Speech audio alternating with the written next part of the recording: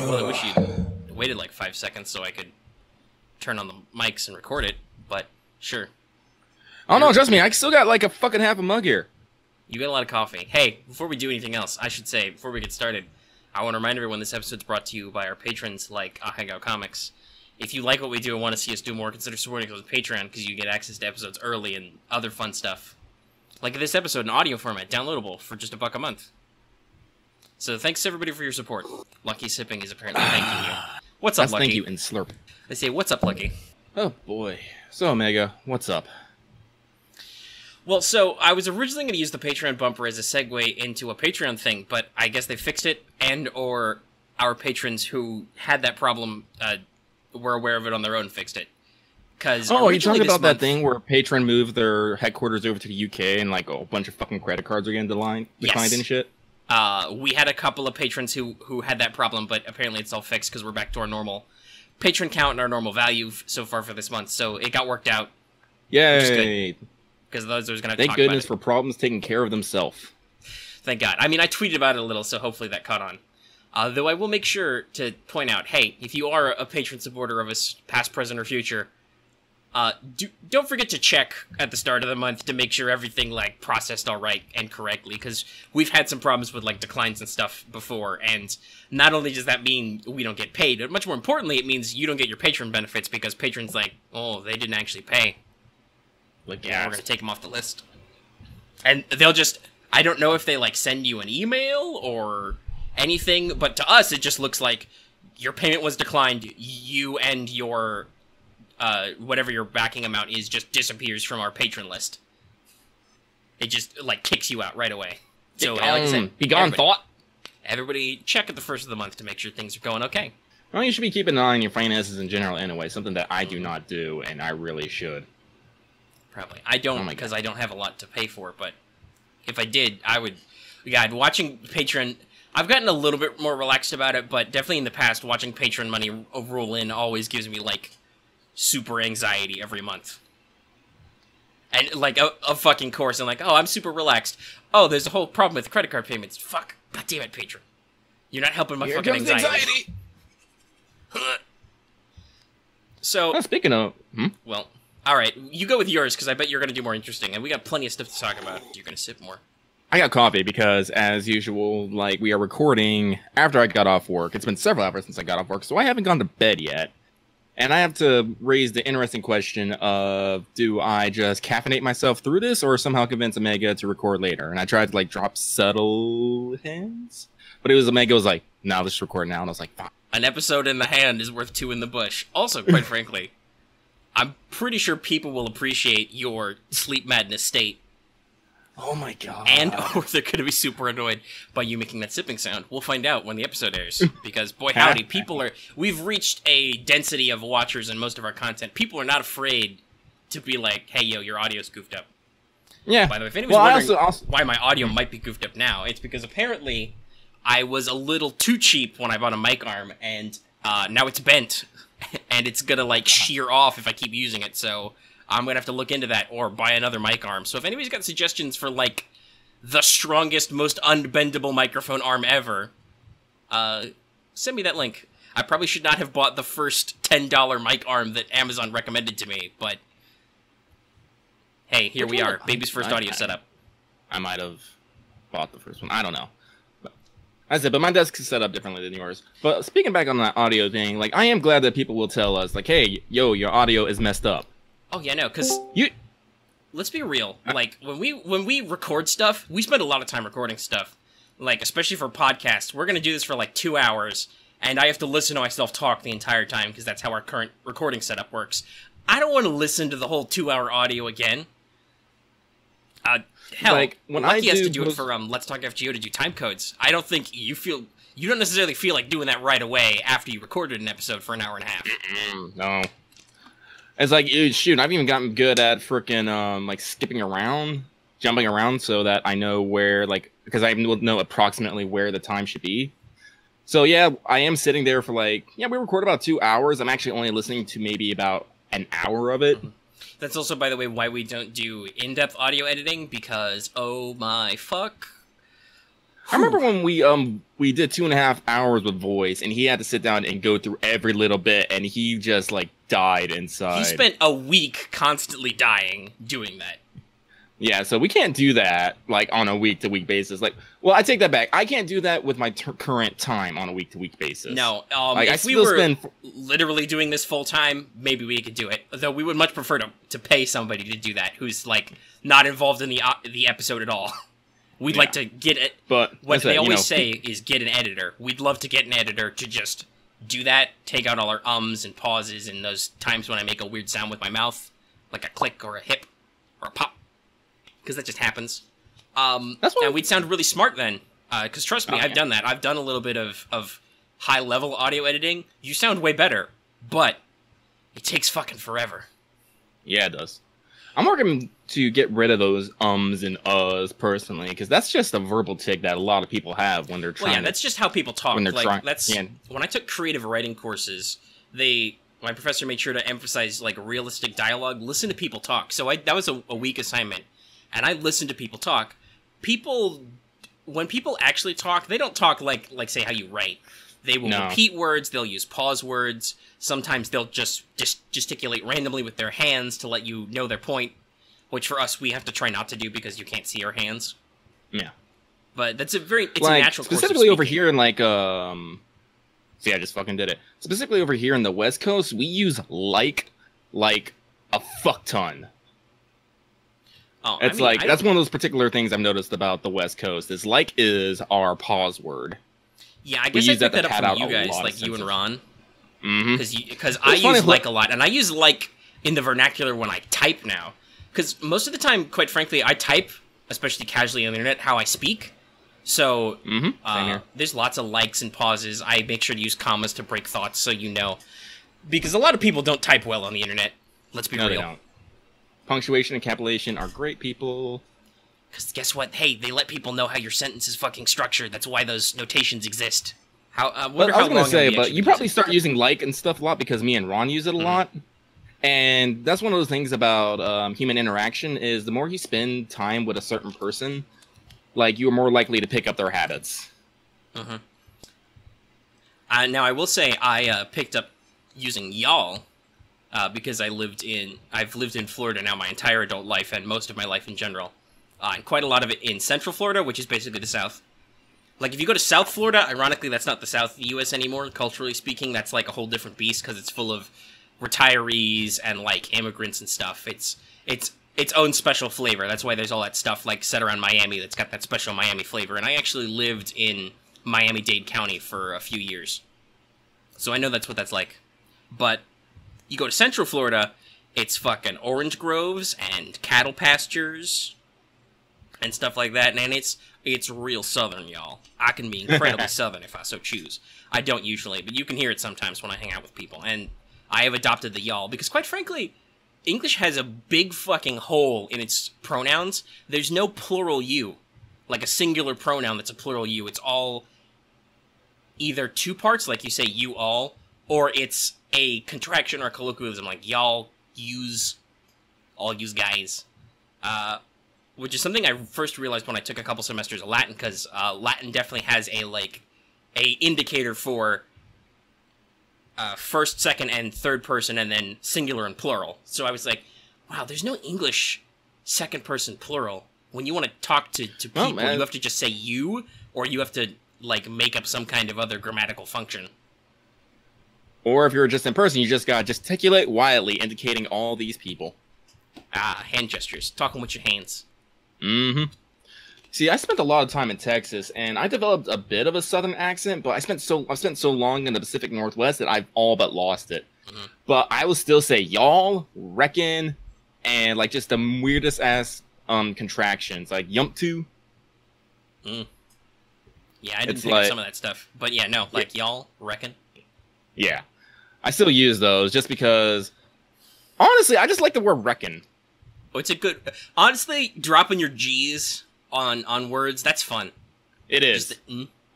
It's definitely a part of the American vernacular. Languages are fun.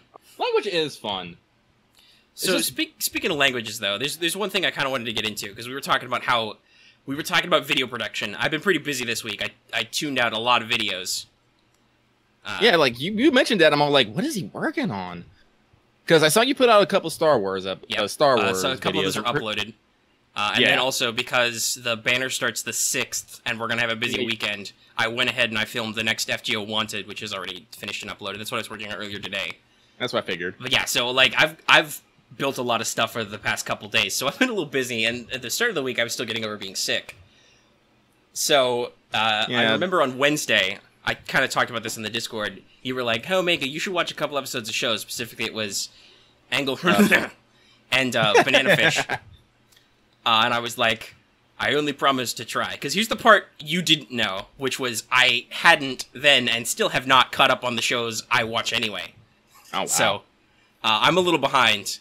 And I don't necessarily like to rush watching anime, because, like, there's a lot of sitting and reading and I have to be on my computer, so I like to be in the right mindset where I can, like, sit down for a second and watch it and take in the details, because it's animated and all that. So, getting over being sick, that's, like, disrupts your life schedule and your energy and stuff, so sometimes it's hard to be in that right mindset. But also, you know this, Lucky, because you work on videos. Our audience might not know this. When you're making, editing, and then processing or rendering a video, your computer doesn't really like to do anything else. No, it doesn't. Like, we don't have high-spec computers, people. Yeah, we don't. At least at our amateur level. So, yeah, no, it's a little rough sometimes to get stuff done and also still produce content in a timely fashion. And if you don't produce content in a timely fashion, fucking nobody watches it. Mm. Like, I threw out super fast kit bash, hey, Fantasy Flight Games, who has the Star Wars license for, like, minis games and stuff right now. They did a bunch of announcements at Gen Con, which is a big tabletop gaming convention that happens about this time every year. It's going on right now. They did a bunch of announcements, some of which are very big, literally big. They announced a Super Star Destroyer mini for their Fleets game. It's like 2 feet long. It costs $200. But so I was like, oh fuck, they did a bunch of announcements. I'll throw out a quick video. That video already has like 500 views, not advertised at all. Just I made a quick news blurb video, threw it out immediately. Minimum extra production. So timeliness is very important. When we started this channel, which we're actually coming up on the 1-year anniversary, like hooray to us, Let's Talk FGO, like that was the one of the things. That was one of the things we decided to do. It's like no matter what, we're gonna keep churning out content to make sure we reach as many people as possible, and we'll improve as we go. Right. I'm pretty sure if you go back to some of our earlier stuff, we sound like a lot worse. We're probably not as fluid in our speaking. Yeah. We don't like hit the points as often. We tangent wildly. I mean, we still tangent, but we do it in a professional manner. Right. And if we have to, we can stick to the script, the quote-unquote script. We still don't fully script a lot of our content. No. But that's just because I think that makes you sound a little robotic sometimes, and that's just not our style of content. Yeah, that's one of the things, like, I definitely have a style when I read, and it's not a bad style, it's just distinctly different from when I'm natural. Oh, yeah, no. Hopefully everybody can tell, because I can definitely tell the difference between Lucky's just throwing out a point to Lucky's reading a full-blown bullet point we've written in the description, like for show notes for Let's Talk FGO. Yeah. But yeah, no, like, we've improved our equipment, we've improved our editing, as I've figured out what the fuck I'm doing. Like, hey, gee, Omega, remember to normalize your audio so that it stops peaking and stuff and people's ears don't hurt. We're getting out Let's Plays now, even if those Let's Plays are having their own difficulties. Yeah, I know. Hey, man, trust me, I know that hurt. That's me fucking trying to stream, what is it? Life is Strange. I think the first 2 episodes, there's no fucking audio for me, because, like, nobody was watching it live, and so I just vaguely hoped that my microphone was incorrectly, because I was using the fucking pre-built, like, PS4, like, earbud mic, and it wasn't plugged in properly, because it's really temperamental. Yeah, no, shit's rough. This is, you might think this is easy, guys, and it kind of is, at least because, well, I mean, I assume you do, Lucky, because you're still doing it, but it's fun and enjoyable. It's not like work, but it's not simple. There's a skill level to this, and there's an amount of practice. I mean, like, once again, to tangent wildly, I remember you said, like, we probably sound better. I feel like my voice has gotten more practice to talking. Like, some days, like, if it's just the middle of the week and we haven't done some content in a while, like, I'll start a video, like, first thing after I get up and eat breakfast, I sound terrible. I gotta, like, hack and cough for a couple minutes to, like, get the phlegm out and sound We like gotta a warm normal up. talking human, but my voice used to, like, die immediately after we did episodes, sometimes in the middle of episodes. That doesn't happen as much. Like, if we go, like, super long today, because I've already been recording, and been recording a lot in the past couple days, maybe my voice will start to wear out and fade a little, but, like, it used to be, we can't go longer than an hour because my voice will just die. I will just stop speaking. Yep, no amount of water is going to save that. I'm gonna rewind us back a little bit to talking about the Let's Plays and like the past week. So, as a lot of people probably know, I am playing Dead Space for the channel. It's doing pretty well. It's not getting a lot of views, but you know, it's getting some views, and I'm getting a few comments, and people seem to, you know, the ones who do watch it seem to enjoy it. Only problem is the past two episodes I've had really, really distinct and different, which is the interesting thing, problems with the audio. So for Dead Space 6, I had the audio desync from the video. This happened back on the, like, original video, like the fresh recording, unedited. I don't know how. I could have come back and fixed it, but at this point I was in full swing depression. I didn't give a fuck. I'm sorry. And then episode 7, just no mic audio at all. All the game audio, didn't change anything, all my settings. Didn't record anything. It's just a giant silent-ish film as me stomping as a silent protagonist stomping through the Ishimura. It's nuts. And again, I couldn't go back and fix that because I wouldn't mind replaying that again. But the thing is I constantly save while playing because Jesus fucking Christ, you never know what's gonna fucking go around the corner and grab you. Well, and also you usually play like a chapter every episode, right? That's basically kind of how it's worked out for most of them. So, usually, like, if you get to the end of a chapter and save, never mind the constant saving, but just in general, even if you didn't, you at the end of the chapter and save, you've saved at the end of the chapter. There's not, like, a chapter select, guys. So, I'm just like, So, again, I'm going to have to make sure I'm double-checking to make sure I'm doing more testing so that this doesn't happen again. Because, as I said, I do enjoy doing the Let's Plays. I really do. I think I mentioned this before, but like one of the purchases I do have I'm planning on making in the next couple months is an Elgato capture card. Basically, it's just a little thing I hook up into my computer. It has an HDMI cable that can run to a game system, and it runs a recording software on your computer, which basically takes none of your processor or your graphics card because it's basically its own little self-contained unit. Yeah, basically, that's what I hear a lot of.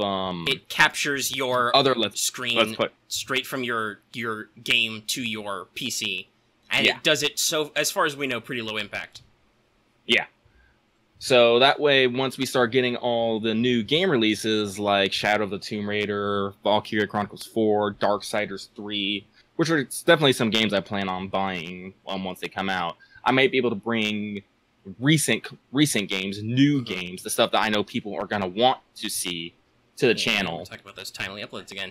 And I'd like to do the same. Also, there are some I'd love to, even then, I'd like to go back and also do some titles. Like, I don't have the time to watch it all because Persona 4 is a fucking long game, but I love, Giant Bomb did an endurance run of Persona 4. I think they ended up doing the whole thing. It's still on YouTube. I still have the playlist saved. I just don't have the fucking time to watch it because holy shit. But I would love to do that with Persona 5. Like, just start a fresh save and just run it and talk about it. Like, that would be the thing.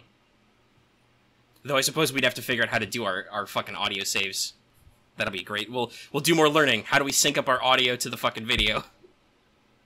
Yeah, well, again, these are future goals. Right now, I'm just concentrating on making it to the next month and, you know, not running out of money. Yep, that's always important. It is super important. As I said, as I mentioned earlier, like, I just got over being depressed. I've been, like, super depressed this past week. I, like, basically cut off most of the contact from Discord. I didn't talk to anybody. I did nothing but basically, like, I didn't even really play video games. I just, like, watched anime and vegetated. I basically had just enough energy to go to work and play FGO, but that's basically all I did. No, I've definitely had episodes like that where I'm just like, fuck, I don't want to deal with this shit anymore. Fuck it. Luckily, at least as of yet, knock on wood, neither of us have had that problem at the same time. No. Because usually what happens is the other one of us will compensate. I've been filming and releasing a lot of content this week myself. I've even still got some stuff in the backlog. I got like an episode of Game Dev Tycoon, which much like Dead Space, I don't know if a whole lot of people watch, but we get a decent number of comments and interactions, and at least I like the final product. I like how it comes out. Yeah. But we usually manage to compensate for each other. I think there have been a couple times when I've been a little down and out. You've been, churning out Dead Space or even like Bioshock episodes in the past that have been like, okay, I can just schedule these and like put them out there with a minimum input on my part, and I can just sit back and chill. Because everybody needs to take mental health breaks. That's one of the reasons why I started these Let's Plays, is so I can supplement. Because that's what it was. Before I started doing these Let's Plays, it was literally me on Let's Talk FGO and whatever bonus project we had, and that was about it. I was like, that's not enough me here. Especially considering people like now, you. Yeah. Like, I mean, people like our double dynamic, and hey, be sure to let us know, like, what about our stuff you like. So, like, maybe we can set up a Google survey someday and get some serious analytic feedback, but just let us know some stuff too. I think part of what people listen for is obviously our chemistry, because we've got a style and we got a back and forth. But also, that means if you like our individual personalities, obviously, then you like content with us individually. So we do Let's Plays and stuff, and then also I ended up taking over a lot of news stuff, but that's just because I'm not the one also working a full-time job, so I have the freedom to be like, fuck, I got 5 minutes, I'll make a video. Yeah, Lucky, he goes to work, he comes home, he spends a few hours up, he passes out. Like, yeah, honestly, like, except for my weekend, like, I really don't put much effort into it. Like, I tried, like, maybe, like, twice a week, I try to sit down for, like, 3 to 4 hours and knock out some videos. I have to retry a few of them. If I'm lucky, which I mostly am, I get set up where I'm uploading one video on YouTube while another one is rendering in Vegas, my video editing software. But at that point, my computer's fucked. I can't do anything, so I might as well just go to bed. Yeah, no, that's how it is. Hey, there's so many times, like, when we do big episodes like this, like, if you've ever wondered, if you look at the actual upload time on, like, some Let's Talk FGO, some of them are uploaded at, like, are finished uploading at, like, 3, 4, 5 in the morning. Sometimes in the past, they've been, like, delayed a day because of how fucking long they take. It's because when you get a couple hours of backlog, that's a lot of time to process and render, and then to upload and process on YouTube, and it's just, fuck, I'm gonna go to bed, and I'm gonna let you, computer and internet, handle this problem. And luckily, most of the time, once a video is, like, uploaded and it finishes processing, it's good to post. So hopefully our patrons don't need, like, video descriptions and stuff for some of that stuff, because I'll just throw the link up on Patreon and be like, okay, I'm gonna go to bed, I'm gonna write the description for the public in the morning. I do that sometimes too. Oh yeah, no, there's definitely some videos I'm like, fuck, I need to finish this. I said, welcome to a two-man job. Yep. Oh boy. Someday we'll have more men in the team. One day we'll have a Mega Million empire, media empire. We'll have our own building. It'll have our faces on it. Let's not put our faces on a building. That's a bad idea. Yeah. So I have a very particular story. I don't want to really talk because I was talking about some of our backlog and stuff. We talked about that. That turned into another story that I think I want to tell. That I think will be an interesting, like, discussion. Because obviously, you may have some episodes of anime you might want to talk about. Because you've watched a lot, and I did not catch up. But I kind of want to... Well, first of all, I should say, I want to title this episode The Secret Art of Pitching Anime. What? Because you made me think about this. So, let me spin you a story, Lucky. It's Wednesday. You've just told me you think I should watch a couple episodes of the Mongol anime and Banana Fish, like I said. So we can talk about it on the show. So my first thought with this was like, so yeah, I remembered the Mongol thing from like, I want to say a season ago, where they first started like previewing it, and I'm like, ooh, that sounds interesting, and they've shown some key visuals. But then you were like, you should watch some Banana Fish. I'm like, So I thought to myself, what have people said about that show? And there were two things that came to mind that were said on Discord. Now, if somebody else said something else, there's a lot of posting in our Discord. I'm going to be real with you. I don't remember what all of you say all the time. Mostly I just soak it up and filter out most of it. This is just the nature of the beast, because there's so many of you posting all the time. So many jokes about the backlog that we don't read.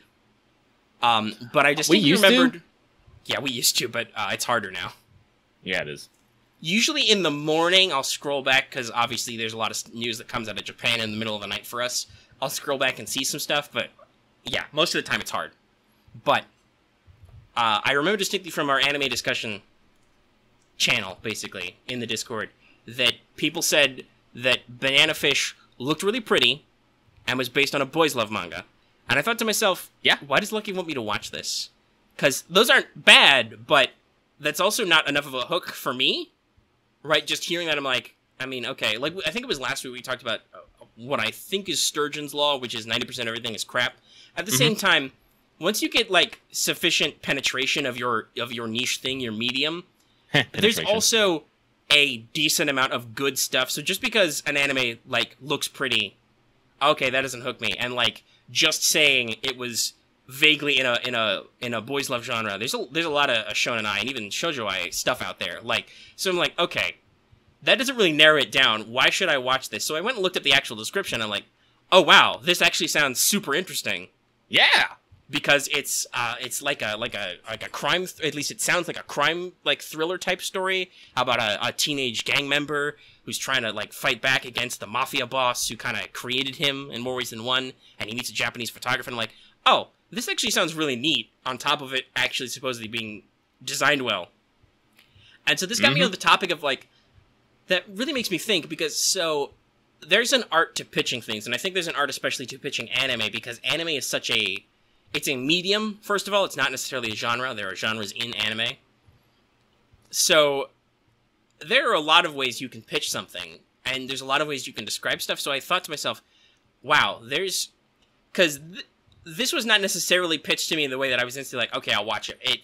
Because Lucky was insistent on it, I was like, okay, hold on, I gotta actually look this up and see why I should want to watch it, because, like I said before, there's enough high-quality stuff out there, and sometimes my time is limited, that just something being good is not necessarily enough to make me go, okay, I should check this out right away.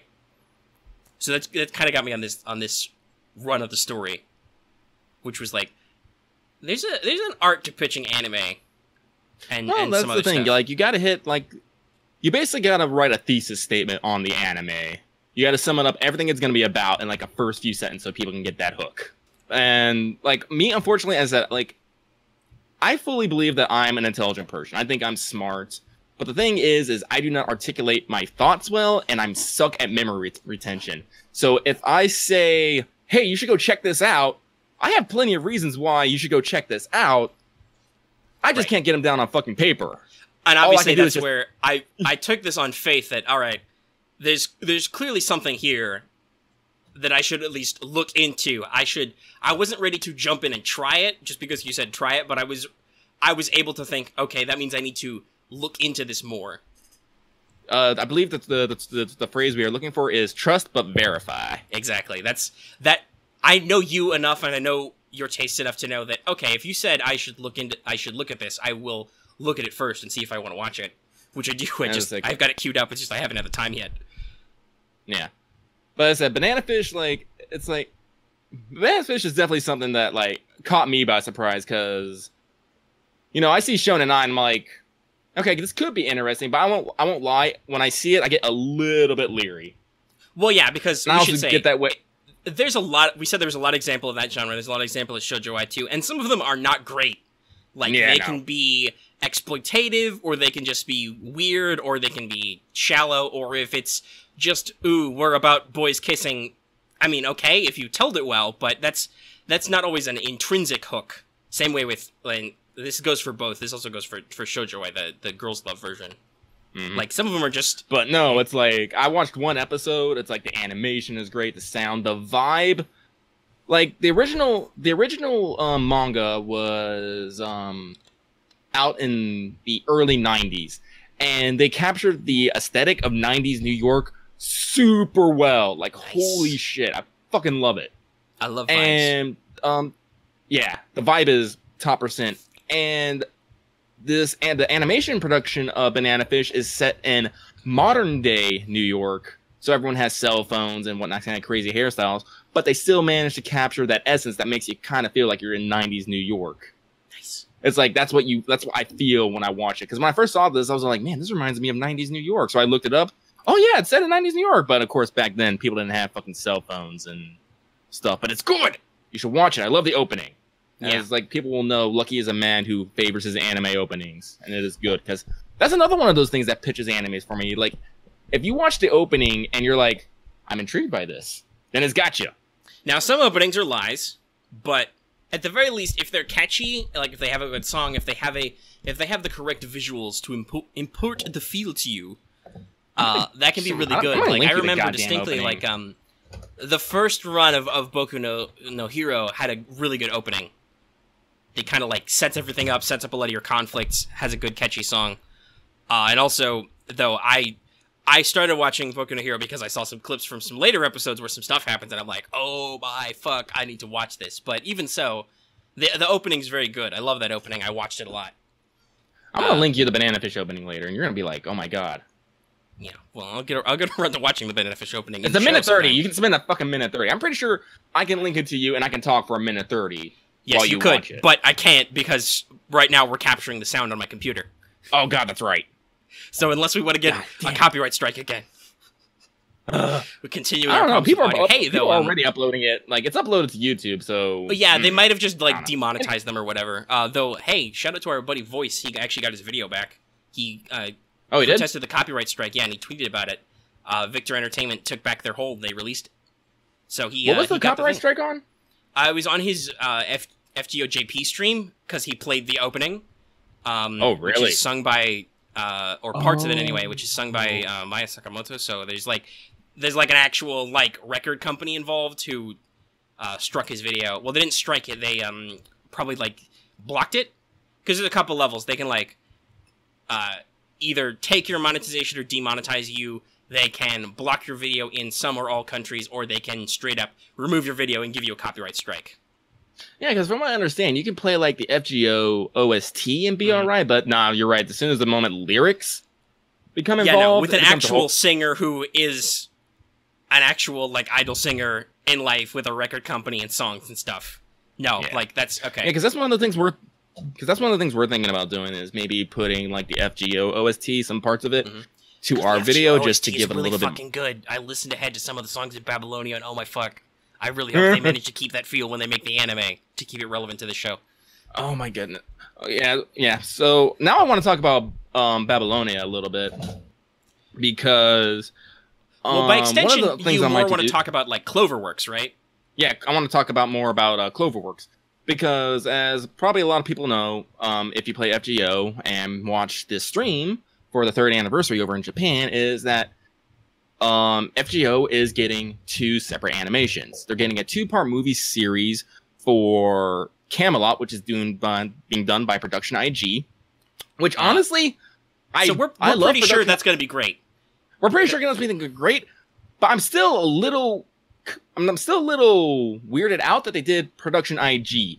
Production IG is a studio for me that screams science fiction. Yeah, I mean it's a little weird for the genre, but hey, at the very least, Be the Beginning, which is by Production IG, that was like an urban fantasy, which had some great fantastical like action scenes. So it'll be a little outside of their wheelhouse, but they definitely have the animation chops to do it. Because Production IG, they did like Ghost in the Shell. Basically, they're Ghost in the Shell. They've done Arise, Standalone Complex, the original, Innocence, all that. That's all Production IG. And like, you want me to read off some of their titles? Yeah, please. So because all I can remember, they started in 1987 with Zillion. They did Blue Seed. They did Parappa the Rapper, Ghost in the Shell Standalone Complex. Immortal Grand Prix, IGPX. Also, that's another sci-fi title. Blood Plus, the anime adaptation. Oh, they did do Psycho Pass. Okay. Yeah, they did Psycho Pass. That was later. I was going to get to that, but there's that. Yeah, sorry.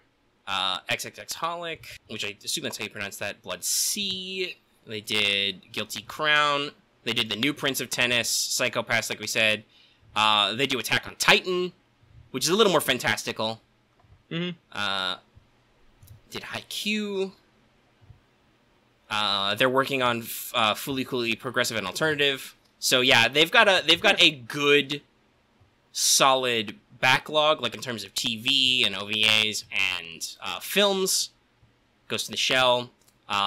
They worked on End of Evangelion with Gainax. They did the animated sequence in Kill Bill Volume 1.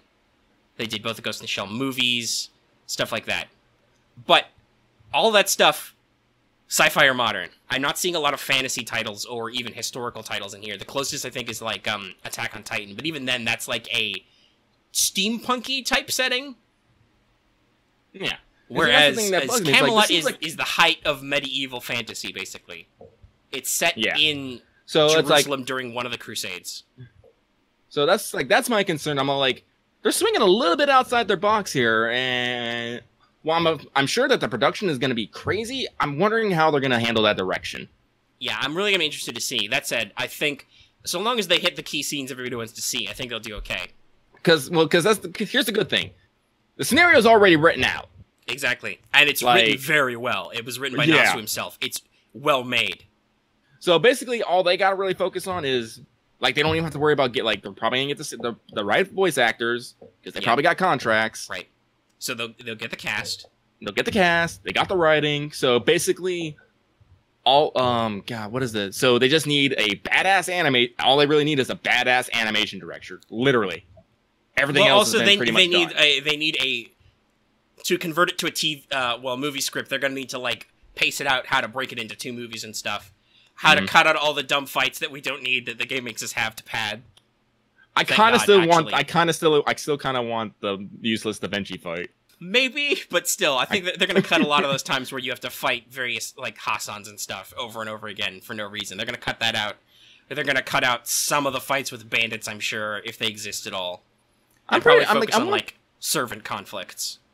Like, I think, like, the first time, like, in Camelot, when you escape the desert and you run into the fucking... What are they? They dropped the frickin' the Chains of Fools. Those bandits. And because actually, I think that first bandit fight was actually really important, because at the end of it, you gave them supplies and they pointed you in the way and, gained stuff. Well, also, it's very important for the setting, because it's a setup to, like, hey, when you leave the hellish Egyptian desert, you arrive in the other hellish desert around the Holy City. Yeah. So, like, not all, like, mob fights are useless, and it's like, honestly, I think it'd be best if, like, the creative team actually sit down and play the scenario. Yeah, so they get a feel for the pacing. Yeah, just to see it how it is. Because I swear to God, if they fuck up the if they fuck up the ending, I am going to, like, burn something. No, I don't think they'll fuck up the ending. Oh my God. The question is, will we have all the major story beats? I mean, I guess if you want to call the ending the whole climax, maybe they could do some stuff wrong with that. And even then, that's because I mean, there's a little bit of the what you call the final exam boss type stuff, because a lot of the bosses you fought earlier come back. Yeah. Though some of that has, like, a critical resolution. Mm-hmm. Like, though I gotta wonder, like, how are they gonna make some of these fights feel the fightiest? Because normally in story anyway, it's only you, the protagonist, and MASH. Yeah. Right? And, like, Da Vinci will be part of it, but she exits several fights. Bedivere is there. I'm pretty sure they're gonna kind of do it like how they did it with First Order. Mm-hmm. Is just basically they're just gonna add your guest servants to your roster and just gonna make them do a lot of fighting. Yeah. I mean, because, let's see here. You pick up Nito for a little bit. Mm-hmm. Then you pick up Bedivere. And Sanzo, Taratota, all the Hassans. You get Lancelot for a bit. By the way, that's going to be very interesting, I think, to see Cursed Arm in the context of Camelot, while they are also making the Heavens Fields movies. Yeah! You see, like, real talk, I talked about this, of course, on the show, but seeing Cursed Arm in Camelot gave me, like, oh my God, I can't hate this guy anymore. What the hell? He's such an uncle. He's an uncle type of character. Well, there's a little bit of, it happens a lot, like, when you encounter, because especially with the original FSN, a lot of things were written specifically to serve that story, and have, like, a lot of, like, weird elements that service various parts of the story, whether they be, we want to be more freakier and gorier, or we want to make more itch scenes. Which there are quite a few in that novel, some of which are driven by really stupid plot ideas. Thanks, Nasu. I know you had to. You were told to add porn to the story to make it sell, but still, it's like, boy, howdy, you did not try very hard in some of those scenes to make that work. Well, with Hassan, I can actually make sense, because the way I see it, in FSN, he's been summoned as a servant. He has a job to do. Guess what? He's going to focus on his job as a proper assassin should. And also, Camelot, I believe he's been, like, weirdly summoned, so he has a hard time talking because there's, like, already an assassin, kind of. Mm-hmm. So, like, when he's... By the way, fucking spoilers all times, but especially for Heaven's Field kind of right now. Like, when he's summoned by Zoken, he's like, technically you're cheating, but the situation's already fucked up, so nobody cares. So he's like in a weird place where he's not as articulate as he should be starting out, and he has to like get a little action in the story to like juice up and get stronger. Yeah, but Camelot Hassan, you know, he's just there. He's like the actual Hassan of the era, and he's out there protecting villages, you know, trying to save people, trying to stop like Camelot in his own way, and you feel for the dude. Mm-hmm. And there's one very important scene. I wonder if they can maybe make it the climax of the first movie. Stella. Yeah. Actually, I think that'd be about the right. I think that'd be about the right time too. Just, you know, that's your big finish. Blow all your budget. Yeah, it is. Apparently, like, oh man, I can't think of his name. I fucking love the dude now, but I can never remember his damn name. It's hard sometimes. Like him doing the Noble Phantasm line at AX. Oh my god, blew my fucking mind. It was amazing. Yeah. No, he's good, real good. Got a lot of showmanship. It'll be real interesting to see him do that. Well, not directly see him, but see what happens when he can do that in a booth too, like, and then like get an animation director in there to work off that. There'll be like, because, hey, guess what? Production IG, you already have the voice sample you need. You know what the line sounds like. You need to make an animation that matches up to that guy delivering that. Mm-hmm. It's like, I'm not like... A lot of people think Fate, and they automatically go to UFO Table. And they definitely have their own style. Like, you can see it all through Unlimited Blade work. Ever since they start... I think... Did they start working on that with Type Moon with Zero, or was it the Kara no Kyokai movies? I think it was the Kara no Kyokai movies. Yeah, those are real good, animated very lovingly, and they got great like sound design too. And then they just came moved out on to Zero. And then Unlimited Blade Works, and now Heaven's Feel. And of course also Today's Menu, which I haven't caught the latest one of yet. Oh, you should. It's good. I know it involves Rin, so I'm happy. But, like, they busted out some UFO Table chops. You thought you're like, oh, you're watching the cutesy Fate anime, but you forgot we're still the UFO Table. They got a distinct style. I am a little sad that they're busy on Heaven's Feel and Today's Menu, though. Because goddamn. For real though, another thing that came out is they finally showed the second trailer for Lost Butterfly, the second Heaven's Feel movie. Still haven't seen the first one. Shit, is it available like on Blu-ray in the US or anything yet? Heaven's the first one. I know it was premiered, but I don't know if it's been released like other than that here. Because that means I have to like track it down via Witchcraft. If it's not out yet here. Let's see. Let me see. I haven't heard anything, because I only think the Blu-ray came out in English. I mean, not in English, in Japanese, back in spring. Yeah, okay. And the the Fate Stay Night USA.com doesn't update often. It really doesn't. It's kind of annoying. Because there's not a lot of stuff coming out for Fate in the US. It's, you know, it's like... Oh, wait, hang on. They got a Blu-ray tag here. Let me see here. All right, you look that up. Oh, wait. I take that back. We do have a release date. Let's see here. Fate Stay Night Heaven's Field 1 Presage Flower Limited Edition Blu-ray. Okay. Release date will be November 20th, 2018. That's a bit of a ways to wait for me. Oh, man. Oh, this is a special edition that they had in Japan. Ooh, nice. Because this is the one that comes with the original soundtrack, the art book, animation material, the rigid box, and budget and bonus content. It's let's see here. No, yeah, I'm getting this. Hang on. We're like pre-order now. I'm clicking that shit. Happy birthday to me. The classic happy birthday. Oh yeah, this is my birthday month. By the way, if anybody was wondering why I suddenly got quiet and then loud, that's because I walked away to blow my nose off microphone, and my mic levels tried to tick up a little to catch me, and I had to dial it back down when I sat back down. Audio stuff. But yeah, we were talking about Cloverworks originally, then we got off track talking about Production IG's chops.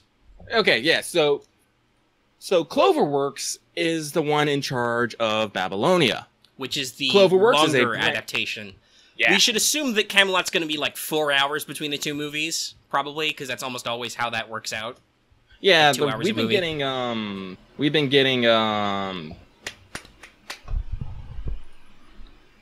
What's the word you're looking for? I totally lost track of where I was gonna go with that. Well, I Give me don't a know where you second. were going with it. It's gone. I've lost it. Anyway, It's gone forever. so Cloverworks is basically something that branched off from A1. Now, a lot of people give A1 shit, but honestly, I don't think they give them their fair chance because A1 is involved in so many projects that Sturgeon's Law, a lot of it's going to be crap. Mhm. But looking up Cloverworks specifically, this is what they have under their table.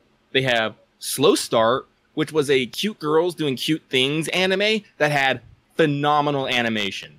Like, Omega, did you actually watch any of Slow Start? Or No. did you just like listen to me talk about it? I just listened to you talk about it. Yeah.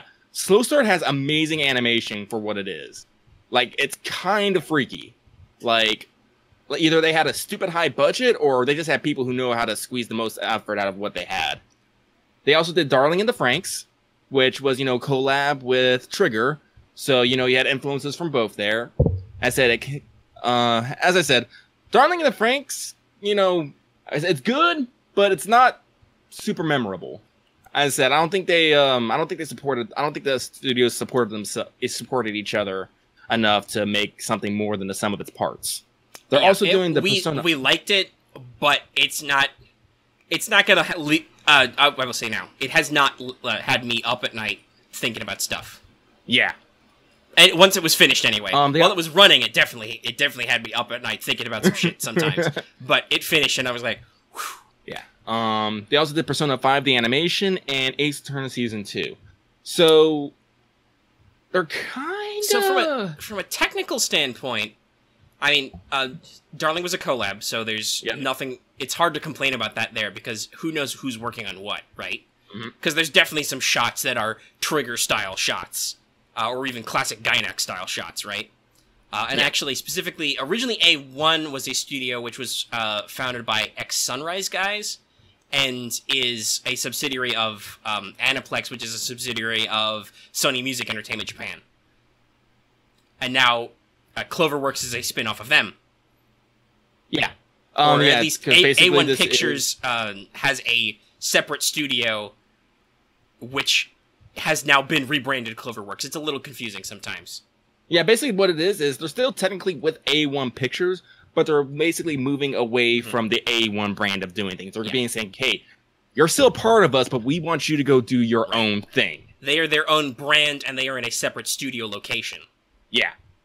But looking at just what A1 has done, I remember some of these obviously have had some problems, but at the same time, I think some of that might just be the subject. Like, they did the Persona Trinity Soul anime, which was based on P3, I think, but people didn't like that, but that's because it was, like, a weird anime adaptation thing to, like, continue that story. They did the anime of Gate. They did both Sword Art animes. They did some Black Butler stuff. They did Aldnoah Zero, which I know you like. I liked it. They did the Persona 4 the Golden animation, which there were some complaints about, but I watched the original P4 animation.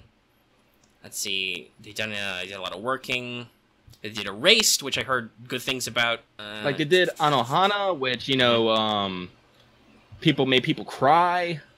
They did the Grand Blue Fantasy, the animation, which I still haven't seen, but I heard at least was animated well. Yeah, it's really good. And they did Fate Apocrypha, which, like, if you have problems with that, it's probably because of Apocrypha's writing, not the style of the anime. The animation was godly in some points. Also, they did the Persona 3 movie adaptations, which I've only seen the first one of, but they're written well. And obviously, Cloverworks is working on like P5 anime now. Yeah, they did Erased, also known as The City We Live In. I think that's what it was. You know, another really good one. It's like I think they've done some animation for. Well, first of all, A1 does all the TVCMs for FGO. I'm pretty sure. They've done some like inserts for some other stuff. Like I think they did the opening animation for the actual Persona 4 the game. For some Valkyria Chronicles titles, they've done some stuff. They mostly seem like they do adaptations, which is fine because that's what they're doing. They don't have a lot of original works. They do have some. Like I said, Anohana, the flower we saw that day, that was an original. That did really good. I mean, we should say this. Looking at Cloverworks specifically, their only original work is Darling in the Franxx, which is a co-production with Studio Trigger. Everything else is either a sequel or it's based on a manga or something. And to be fair, Babylonia is also going to be in that same vein. Which, hey, that's fine. Yeah. As I said, they got most of the groundwork already set for them. All they got to do is make it look real pretty and have good pacing. Mm-hmm. Which hopefully they can do. Now, I will say, if you want to talk about animation quality, I will say, I like the Persona 5 animation. Some of the action scenes are not great. They've had some poor models for some of the enemy bosses, their boss forms, and like some of the demon forms have not been. They've been very bad CG renders. Some of their animation with using the actual personas is very recycled, but a lot of other stuff is really good. Like background details are really nice. The actual character animations and the script adaptation is really good. So like, they're not bad. It's just, like, they could do some stuff better. And I hope that because they have most of the script and stuff already, they don't need to necessarily work too hard, right? Again, I'm glad we're only going to get this after we've had Babylonia here in Yeah, I'm North so glad America. This is 2019. Yeah. We got some time. And Babylonia has to come out in 2018. That's how FGO works. I am so excited. I'm also so it's scared. going to be good. I'm hoping... Like I said, if they adapt the music, which, hey, that's something, there's no complaints about Persona 5, the animation. They have handled the music from the game perfectly. Like, using it as, like, an insert and a pickup in all the right places. It's great. Persona 5 is one of the shows I've still managed to keep up on so far. Like, I'm not behind on that. Which is good. I had feels through Futaba's chapter. Futaba is still my best girl. It's just super well written, and just how she is the boss of the palace, kind of, right? Like it's her palace, and just how that works out. Oh, well, as I said, Futaba is the irregular in the group because she awakened her persona like Persona 4 style instead of Persona 5 that style. Scene is so good, even in the anime. Yeah. They did it perfectly. It's real good, and it's so interesting because you think, oh, Futaba's shadow is going to be against you somehow. No, Futaba is suppressing her own desires her desires to be a normal functional person. So that means her shadow is attempting to be a normal functional person. It's funny how repression works. If you repress the positive shit about your life, that means that the shadow you that exists is the positive person. Mm-hmm. That's psychology. All right, but yeah, But Cloverworks, I am, for both Production IG and Cloverworks, I am being hopeful yet cautious. And maybe we'll see. They got a lot of on their plate coming up in the fall core. They got a couple shows coming out. Some look interesting. The Ace Attorney anime will start in October, and then they've got a couple of other stuff that's based on some light novels or mangas. Yeah, I've read a couple of them, but I'm not too familiar with them. I'm still trying to wrap my head. Critical reception, whether or not they're doing good work. Like right now, I'm still just trying to wrap my head around summer anime. Like I still haven't caught up on it because a lot of things here have been a lot more. Like there's a lot more things that. What's the way I want to put it? That have caught my attention than I expected. Because I was actually kind of expecting not to have that much to watch Here, I'm like, nope. Now you got a full fucking plate. Enjoy. Try to keep up with this motherfucker. I'm like, God damn it. Yeah, I know, and I got stuff I want to try. It's always interesting, right? And especially because people are like, oh, summer's the, like, throwaway season. It's like, I don't... No. I mean, I don't... There's shit. still plenty of gems in here. I mean, I don't... I don't necessarily like to start internet drama, especially with a channel that's way huger than us. But so it's not a secret on the Discord that the thing that inspired me to do Anime Power Hour originally was that Team 4-Star, with their alternate channel for like animation stuff, which is 4-Star Bento, they did what they call Anime FMK. And so kind of how they handled that kind of got me into the idea that it would be entertaining to block out a couple shows to follow them as they go through the season and talk about them and then see what our feelings are like as we go through them and also as they end. I never liked what the hook of the show was that it's FMK because it's Fuck, Marry, Kill of anime, though obviously they have more than just the 3, so it's... But to me, it always seemed like they watched too much anime at once. Like they complain about having to work real jobs, and then every week they have to watch like 10 or 12 shows or whatever. It starts at a very full roster that they whittle down, killing quote unquote shows. So I always thought they were like super critical of shows because there were some cases where they were like, we're just not having fun with this. We want to be done with it as soon as possible, because we dedicated a whole block of our limited show content and our limited time to something we decided we don't want to watch. So I think they were very hypercritical of a lot of shows. And also just in general, they did a lot of YouTube stuff and like streaming stuff to make it more kitschy and more hooky for like clickbaity stuff that I just hated how they presented it. And they've said that they're, at least in its current form, they're gonna let the show end after this season, which I think is because they're not having a lot of fun with this season of anime. So I'm not, on the one hand, I'm like, I don't wish anyone's project ill, but on the other hand, I'm like, on the other hand, I didn't actually like how that show turned out, so I'm fine if they stop making it. But that's kind of how I feel sometimes. Like, you can be too critical of this ilk, and hey, guess what? Sometimes, if you are a super critical person, like I can do critical analysis of stuff, and I have in the past. But at the same time, in the general, I watch content just to enjoy it. So like, fuck, like, man, if you have really tight, like, high-level tastes about stuff, first of all, I think you're gonna have a bad day if you're super discerning about a lot of stuff, because, like we said, a lot of stuff's kind of crappy. Yeah, here's the thing, like, but this is what I tell a lot of people. I don't think that's a good show production if you're going in with, like, oh, man, we got really high standards that we're not, that, like, so much so that we're gonna watch a whole bunch of stuff, which is probably okay, and we're gonna find, like, the one super gem at the end. I'm like, that's a bad frame of mind to start watching stuff, right? Especially when you've got so much of it to watch. It's hell, like, we it makes watched it like kind of a competition. We did not treat it like a competition, and we were still like, fuck, we can't do this anymore. We had to stop doing Power Hour because it was like, this is really a pain in the ass to keep up with this literally every week and then intelligently talk about these shows in a recap or even discussion type format.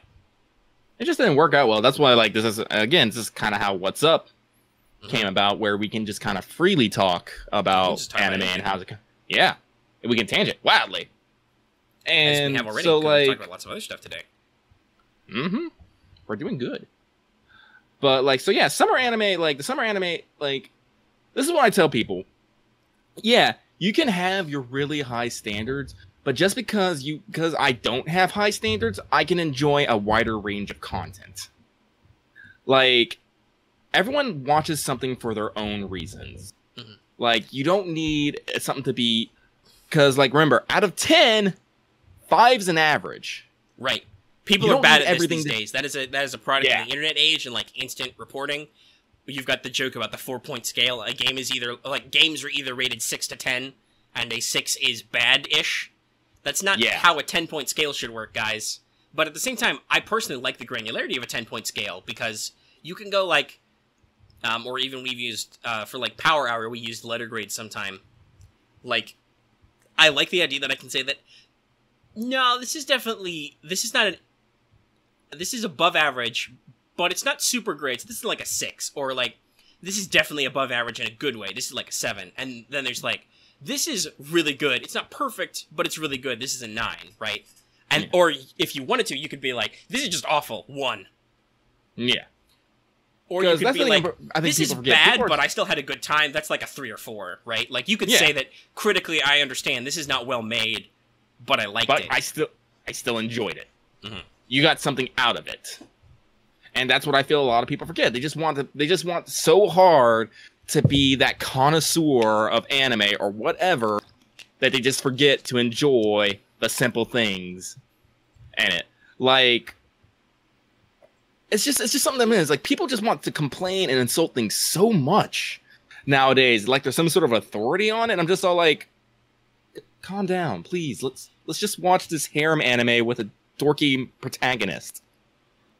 It doesn't have to be thought provoking. I just want to see some titties flaps in the bout and him kicking ass. Is that too much to ask? Because that can be funny or entertaining in its own way. I want to say there's two points I want to spring up there. One, on some level, I think the more positive way to take this is not like, oh, they're trying to be elitist, though. Oh my god,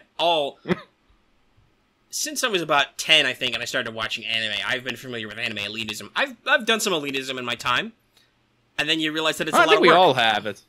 Yeah, that's just the natural state of things. Like, you get that almost like what we call hipsterism. Like, oh, you like that popular thing that everybody likes? Like, everybody gets a little bit of elitism in their life. Yeah. But it's a lot of work, guys. Just cut it out. I think the more positive spin on that, though, is you have limited time. You kind of like a certain, like we said, like anime's a medium, not a genre, per se. Yeah. It has, like, medium tropes, but it's generally, like, a type of product that has subgenres in it. Yeah. But, like, if you generally like the idea of anime and you don't have a lot of time, you're probably going to want to watch really good animes. But in that case, you should focus on finding the stuff that's really good for you and watching it, and not, like, poking your nose at other people watching stuff that's only okay if your time is really that limited. The third thing, though, is I feel like, in addition to the elitism everybody has, or rather, this is the second thing, I guess, but anyway, in addition to the, like, elitism factor and then possibly the time limited, I think people just like to pick fights and sometimes shit on things because they like to get a rise out of people. Yep. And that's just the nature of the beast. That's always been the nature of people, I think, but at the same time, like, the internet especially enables that. Oh, yeah. And see, here's the thing. People I've said some incendiary stuff to get people to come back at me, but being spicy is hard work. And like, what good does insulting something else do? It does nothing but maybe try and get a rise out of other people and maybe make you feel good for like 10 seconds. It's like, haha, yeah, I sure showed them. Now you gotta go do it again and again and again and again so you can keep that. And it's just, honestly, I find insulting people to be a lot more work than it's really worth. It's like, let people enjoy things. Yeah, it is. I can't be spicy. Like, I can. Like, don't get me started on Doki Doki Literature Club. That is one of the few things I can actually say I despise. I will get hella spicy on that. But yeah, I think everybody's got a couple things they can be really spicy about. Like, there's some stuff you can get me started. Right. I even quoted, like, I linked a Game Grumps animated about them saying, "Don't get me started," about like the music industry stuff, because I'm like, fuck yeah, don't get me started on that. I will get spicy about that because that is such a pain in the ass. But here's the thing, I can get spicy, but I try not to, because unless someone has like poked and prodded me about it, no one wants to hear it. Unless somebody's actually like, hey, I want your spicy opinion. And there's certainly some of that, because I think there's some vindication, especially if you're in that elitist mindset, or maybe even if you're in that I don't have enough time mindset, where you're like, I want other people to agree with my assessment and my opinion. I need that validation. So you want to hear other people's spicy opinions on the same subject as you. That's a lot of how we are. That's a problem we have today with just groupthink and stuff. But goddamn, for entertainment purposes, sure, but just in general in life, that's hard work. And at least I don't always find it entertaining when people get riled up about some stuff. In some cases, it's funny, but it has to be in the right context, you know? Yeah.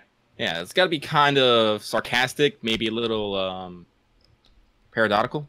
Well, and also, if so long as you can come across, you can present that this is just your opinion, that you're spicy about this for these reasons, and that's just you, right? Oh, man, I think that's one of the things that, like, because this happens a few times in the Discord I see, and I always just have to, like, bite my hand, where someone just states something, and it's like, they just state it like it's pure fact, and it should be understood as pure fact. I'm just like, no, that's your opinion. Why would you say that? Well, again, Like, we've talked about how internet communication is sometimes weird. So and Discord's very fast paced. I don't get on my right? I don't get on my soapbox and tell them like you shouldn't say that. I let people say what they want, but at the same time, I'm just all like, oh my soul. Yeah, when people start arguing about tier listing and stuff, I'm like, that's not really how the game is meant to be played, and also, how do you know that's right? Heck, it's rough. It's really rough. Yeah. But, you know, like, here's the thing. If I have an opinion, and I want people to respect my opinion, I have to respect their opinion. Even if their opinion's weird, formulated weird, or whatever, it's still their opinion based upon their experiences and how their life has turned out. And I should not insult that. Right. The way I have lived my life is not the way they have lived their life, and so they might see things differently than me. And in fact, it's very hard for any two people to see things exactly alike because, hey, guess what? You're a special and unique snowflake. You are. Don't let anyone tell you differently. Just try not to insult them about it. Like, I think we've said this before. We think that taking your special or your uniqueness to, like, a sense of entitlement is bad because, like, you don't know necessarily what other people have been through, right? Like, you're not necessarily, like, owed stuff because your life, like... Because everybody's experiences are unique, but at the same time, you do have a unique individual perspective on life. Nobody else has the same life story as you. So, you are the main character of your own story. And guess what? So is everybody else. Yeah. Well, basically, we're all playing an MMO. We're all the main characters. So, none of us feel very special. I just want to do that thing where I swipe my hand and the status screen opens. That'd be super fucking useful right about now. Yeah. AR win. I was just thinking that. We're going back to a subject we've talked about before. Augmented reality is the future. When's it going to happen? Yeah, right now. But yeah, no, like... Yeah, no. Man, I really gotta... Well, now we're back to pause words because I'm saying yeah, no, and stuff a lot. But yeah, we've done this topic before. Yes. Let's see here. Yeah, when we mentioned fall anime, I was like, hey, I wonder what's been confirmed. And actually, this fall's anime is looking real good. Like, we got Goblin Slayer, which is basically D&D, but an anime. And, like, realistic D&D, like, where everyone's actually really good role players and shit. It's not actual D&D, but you'll get that feel. There's, like, 3 isekais? No, just 2. But they're both, like, ones, let's see here. The one where guys reincarnate as a slime, that's top percent. Another one, that's, like... Yeah, I'm not gonna get too much into it. Oh, yeah, second season of Golden Kamui. That's gonna be good. Oh, shit, that means I gotta catch up on the current season of Golden Kamui, which I never finished. Yeah, well, you've been busy, I guess. Yes. New anime keeps coming out, damn it. Yeah, that's the thing. Oh, yeah, for those of you who like to practice witchcraft, the final 3 episodes of Fate Last Encore, Fate Extra Last Encore, like, came out. Like, they've been subtitled. I watched them. I had emotions and feels. Yeah, I'll get Still kind of didn't know. Yeah, still kind of didn't know what was going on, but I expect now that they're out and aired, Netflix will probably be, like, within the next month or so, we'll probably finish up uploading those. Yeah. Oh, man. Yeah, you're just thinking about Shaft. stuff. Shaft is, like... Because we're talking about studios here. Shaft is definitely another one of those top-tier ones for me. Not so much because, like, their animation is amazing, but it's because their animation is super unique. Like, when you watch a Shaft anime, you know you're watching a Shaft anime. I mean, I think some people complain about Last Encore that it was quite so shafty, as it were. But, yeah. I mean, what the fuck else are you going to do? If you you're supposed to have weird ass... You got a distinct style. Yeah, they got a distinct style. It was a distinct style. Nice, and honestly, like, I was super pleased that they replicated Wada Arco's art style. They did so really. faithfully. It's so good. Yeah. I mean, they probably won't because Last Encore is basically its own alternate adaptation of Extra anyway. You see, and that's the thing I finally realized about Last Encore. They call it Last Encore because it's the show that happens after the curtain has fallen on the original story. It's literally an encore. Right. It's its own thing. It's like a repeat performance, but it's not. Yeah. I kind of feel stupid that it took me to the last episode to actually finally figure that out.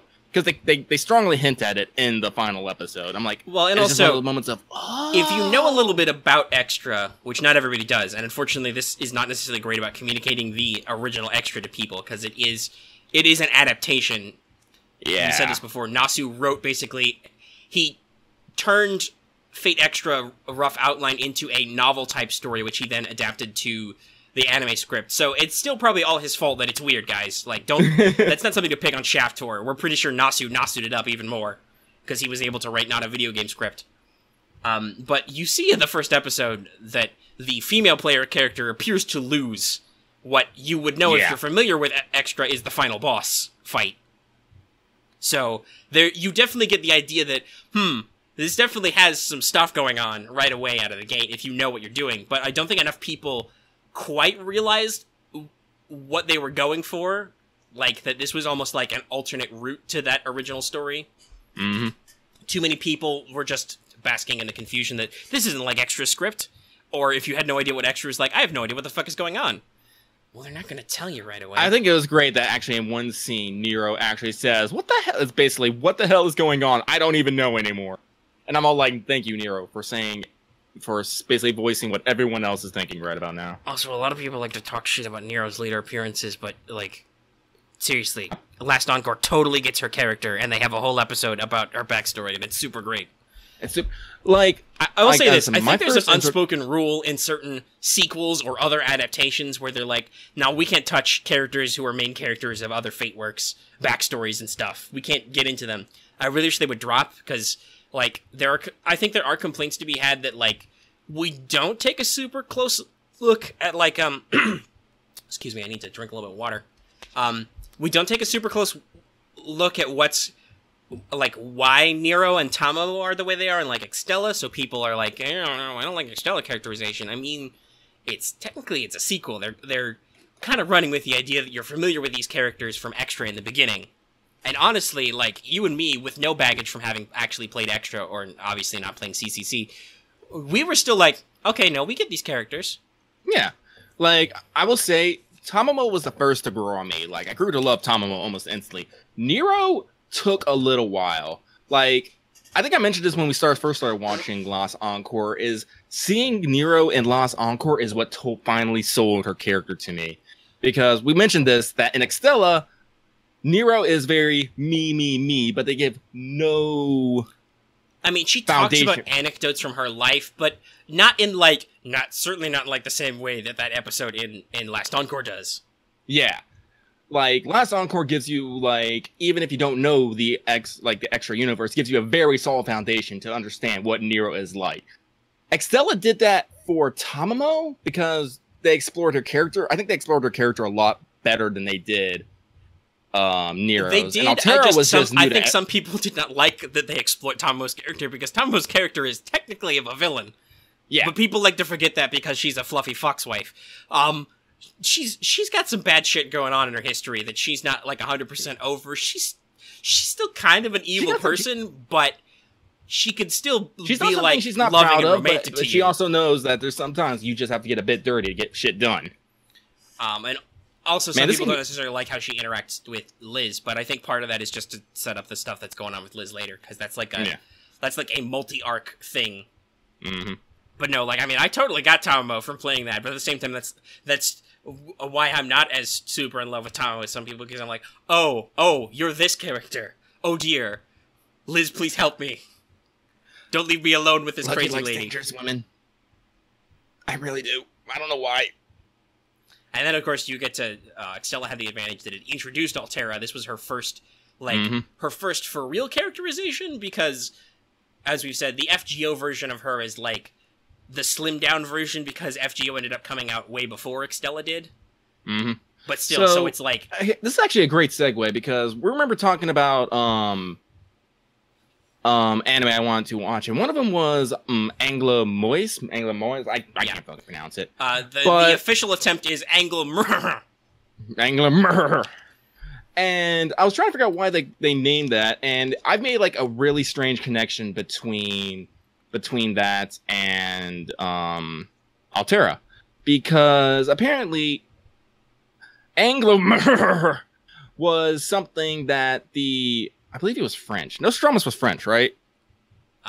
Something like that. I can look up Nostradamus. Yeah, I think it was Nostradamus. He was like some French. He made a prediction saying that French physician and reputed seer. Yeah, would bring along the destruction of the world, and that prophecy was translated to be it would be in the center of the Mongol hordes, one of the Khans, all that stuff. And so just, thinking about the region and this stuff, it's all like, that makes it like, kind of point over to Altera in a way. I mean, it's not like 100% on, right? But Because like people interpret that as like, say, Genghis Khan or one of his hordes. But hey, the Attila and the Huns were also from a similar region, and they did something very similar. Yeah, where they threatened the bedrock of the civilized world. Like destroyer of the world. Then you got Altera, out to destroy everything. I'm all like, maybe like, because like this is the thing that got me. Why the hell did they choose Attila the Hun as a destroyer of the world? It seems a very out of left field decision. But now that I have this little bit of information, Nostradamus, Anglo-Moid, and destroyer of worlds, destroyer of the world, I'm like, oh, yeah, you could, especially if you take the Scourge of God and some of the other stuff said about Attila the Hun, and like you take some interesting factoids, you can link some stuff like that. Sephar the White Titan, by the way, is like a real thing. That's an actual like one of the earliest cave paintings in history in like North Africa. I think is of a fucking white giant just hanging out with like mammoths and buffaloes and stuff. Like it's a little freaky if you look up the pictures. Yeah, so it's like these things are definitely things that have like there are definitely dots that connect it. It's just one of the things is you have to find those dots first. Which I think is one of the great things about media, especially like the Fate franchises. It also puts a lot of dots out there, and it says like maybe you'll find it. It's a secret. Also, by the way, I just posted to Art Dump. I don't know. I don't read Moon. I could try and translate it, but apparently UFO Table's doing something at C94, and they posted a GIF of Swimsuit Medusa in there. So, hey, I don't know what's going on, but I'm happy. Hey, Swimsuit Medusa. Let me run this through Google Translate and see what it says. Don't you automatically translate on your Twitter? On Twitter, no, because I don't necessarily want to read weird random translations all the time. Let's see here. Today's rice, Waku Waku Zabu, enjoyment, life size. Oh, it's a tapestry of Rider. It's for purchase. Sadly, it's in Japan, and I definitely don't have the money to import stuff. But that's real neat. That's Nari Senpai. Anyway, man. Adaptations and stuff, and history's real fun, guys. I've done that before with designing like fan service designs. You look up some stuff, you can find some interesting facts out. Get some real interesting stuff. That's one of those I've mentioned this many times. This is one of the reasons why I love the Fate franchise. It has made me delve so much into history, and it's helping me remember a lot of stuff. Because, as I said, I have memory retention problems. So the only way I can keep if I stay interested in something, I can remember it. I just can't like file away like in a shelf and just pull it out later. No, just whittles away. Ugh.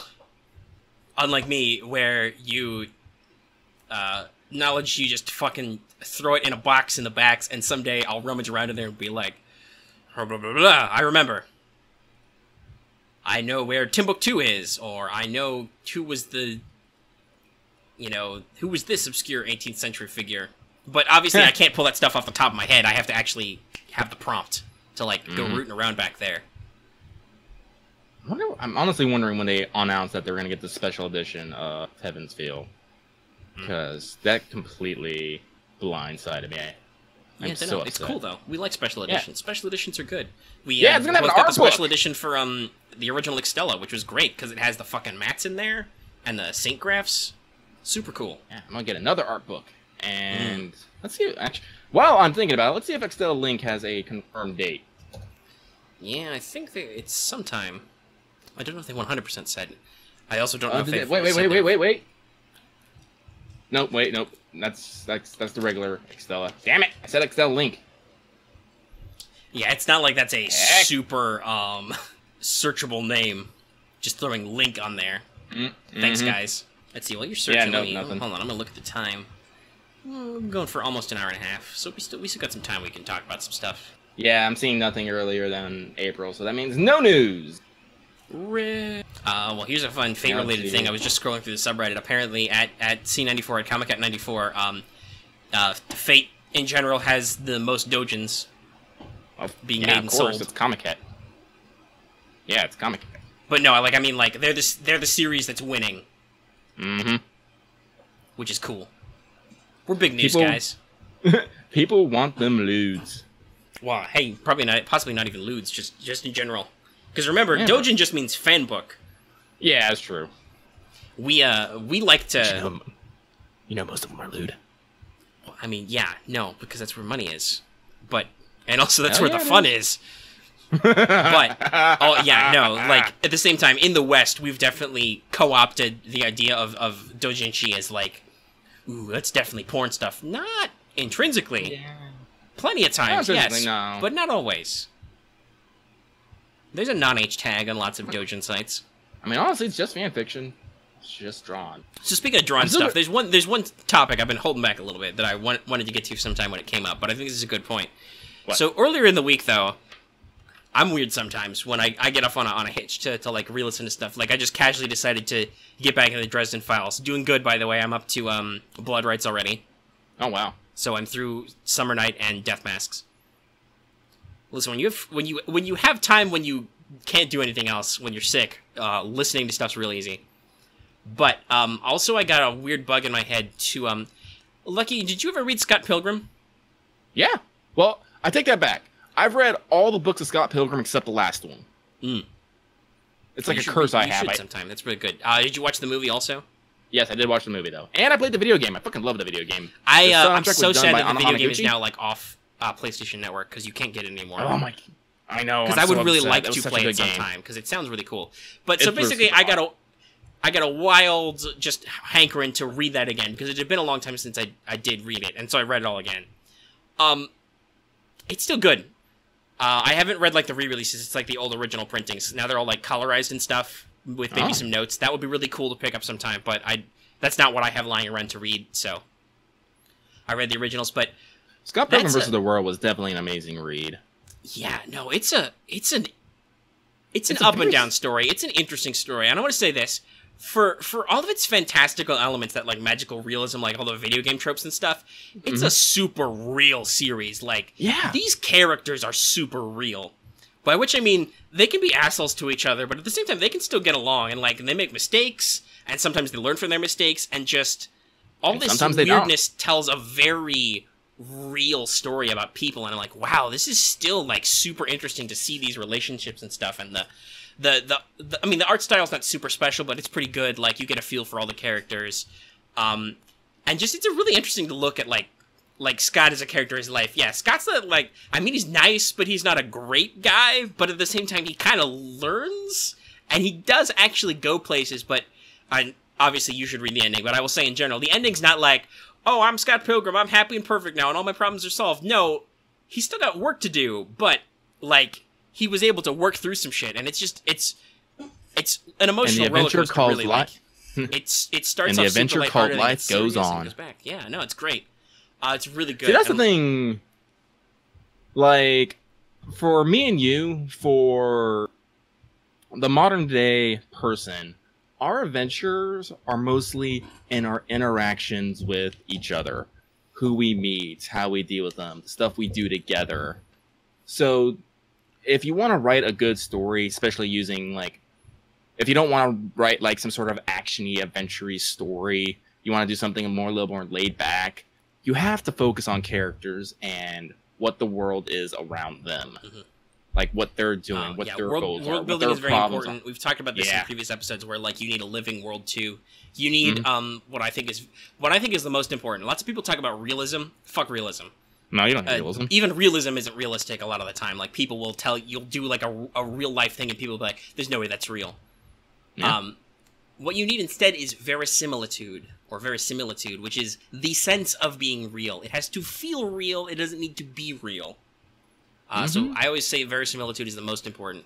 don't give a fuck about quote-unquote realism. Like, actually just work hard on making it feel like it's a real living story and world and characters and all that stuff. It's like Chow Knives, like being a fucking ninja girl. Something super crazy, but you know what? It's something that still made super sense in that world. And you're just like, oh, I can get this. I can get along with this. It's like, her name is Knives. What the fuck were you expecting? Yeah. It's a little tongue-in-cheek, but at the same time, it fits like a puzzle piece. Yeah, no, and a lot of the comic is like that. It's a lot of that tongue-in-cheek stuff, like yeah, I know, subtle but hints. It's based on the author's like it's loosely based on the author's like real life experiences. Hey, a 20-something living in Canada. Yeah, and how he met his honestly, girlfriend like, and now wife. Like, honestly, if you look back, like you've probably had some like dear audience, you've probably had some crazy adventures in your life, and you just haven't realized it. Mm-hmm. Like I tell people, yeah, when I got kicked out of the military, I hitchhiked from Virginia, Norfolk, Virginia to New York City, New York. And people like, and that's something I just did like literally on the spur of a moment. And it was something like, it was a great experience for me. But when I tell people I did that, they always get kind of look of like, wait, you did what? Oh my God, how are you alive? Yeah. I'm just like, I picked up a backpack, I got a good pair of shoes, and I started walking up the highway. It's like I met some good people, I met some bad people. I did some good things, and I did a few bad things. And you know, it's a story. If I wrote a story about that, I'm pretty sure I could capture an audience with it. And I'm sure everybody has like stories like that, even if they don't realize it. Like Omega, like you've gone out and done places, like you've went to like Egypt and you've seen things. No, I haven't been to Egypt. That's something you made up. I've been to England a couple times. England. I thought you went to Egypt. No. I know you got a major boner for Egypt. I literally like Egypt. Egypt's not a safe place to go a lot of the time since I've been alive, sadly. I want to go to Egypt someday, touch some stuff, but I know a lot about Egypt. I've been to England a couple times. I've lived some interesting places. I've been through some interesting stuff. Like, yeah. I don't know. I mean, if you you might, because you've lived in some places, but I've you know, out of our potential audience, they might not know people who have been through quite as many like hurricanes and typhoons as I have. Yeah, because that's the thing. Yeah, and so my adventures are probably not as far-reaching as some of the stuff you've done because I mean I've already said I don't like to travel and like. Yeah, no, like, I haven't necessarily done that time to set it on my own and stuff, because I haven't had a real need to. Like, you obviously had an impetus to be like, well, shit, I gotta do something now. Why didn't I do this? I haven't had some of those impetuses, or if they have, they've been about, like, creative stuff. Like, what am I gonna do now that I'm out of college? Well, guess what? I'm gonna start a YouTube channel. That's kind of how that worked out. I literally jumped on board and did not let go until you said fine. But yeah, no, like, Helen, just going out and being in the world, because the world is alive. That's the thing. The world is a real thing that moves and breathes. And that's what we say you should have that in your stories. Just casual encounters. You go for a walk down a street, you gotta go to a place to do a thing, because that's something life's full of. You just gotta you have random responsibilities that just the world foists on you, and you have to be like, well, fuck, now I gotta go to this place in this town, or this district. If you live in a big city, you gotta go like a different neighborhood to do this or that, whether it's for like job stuff or just government stuff or school stuff. I remember I was in freaking Marseille, France, in the Navy, middle of the night. I was coming back from drinking. I was underage, by the way, because when you're overseas, they don't give a fuck. Well, it's I basically run into a couple drug dealers. I run into a couple drug dealers. I couldn't understand what they wanted. I finally realized they were trying to sell me drugs. The cops show up. Everyone splits. I panic. I run. The cops catch me and they're like, "Are you okay?" I'm like, "Oh God, I thought you were gonna arrest me." No. They're like, "Excuse us, young American sailor. Are you all right?" Yeah, because they recognized I was a sailor, and so they weren't thinking I was actually buying drugs. They just thought maybe like I didn't know what the fuck was going on, and I didn't. Oh, hey, and I mean, like, you could just see some shit just walking, like, just stroll down some streets sometime. If you're in a town that has like a historical district, just go walk in there a little bit. Like honestly, like I feel like a lot places are. Like this is something I want to tell people. Go outside. Like I'm a huge nerd. I love being on my computer. I also love going out on walks, going to nature museums. I mean, I'll say this. I fucking hate the outside. I don't know why or how. But I am an indoors person, and I am not a daytime person. Nature's still really cool, guys. Like, even if it's constantly trying to kill me, just go on a hike. Go to a park. Parks are great. Fuck, when I was a kid, there were a couple places we lived that, I lived in North Carolina for like a year. We lived in the very end of a cul-de-sac, right? Like the very part of the turnaround, and it just backed up to the wilderness. Hey, guess what? We had a fence, but, I was kind of a free-range kid, so, I went out in the woods and stuff as a kid, and my parents were just like, watch out for snakes. I miss those copperheads days. and cottonmouths, and just, you go out in the woods, you muck around, you find a stream, there's some mud in the stream, you poke it for a while, you climb some trees. I miss climbing trees. Oh my god, I do. But as an adult, I have not, like, trained my upper body to lift my own weight up most trees. Because guess what? Unless you have a very specific type of tree, trees are hard to climb. Especially once you get to be adult-sized. They don't take your weight so well anymore. But yeah, no, like, climbing trees, love all that stuff.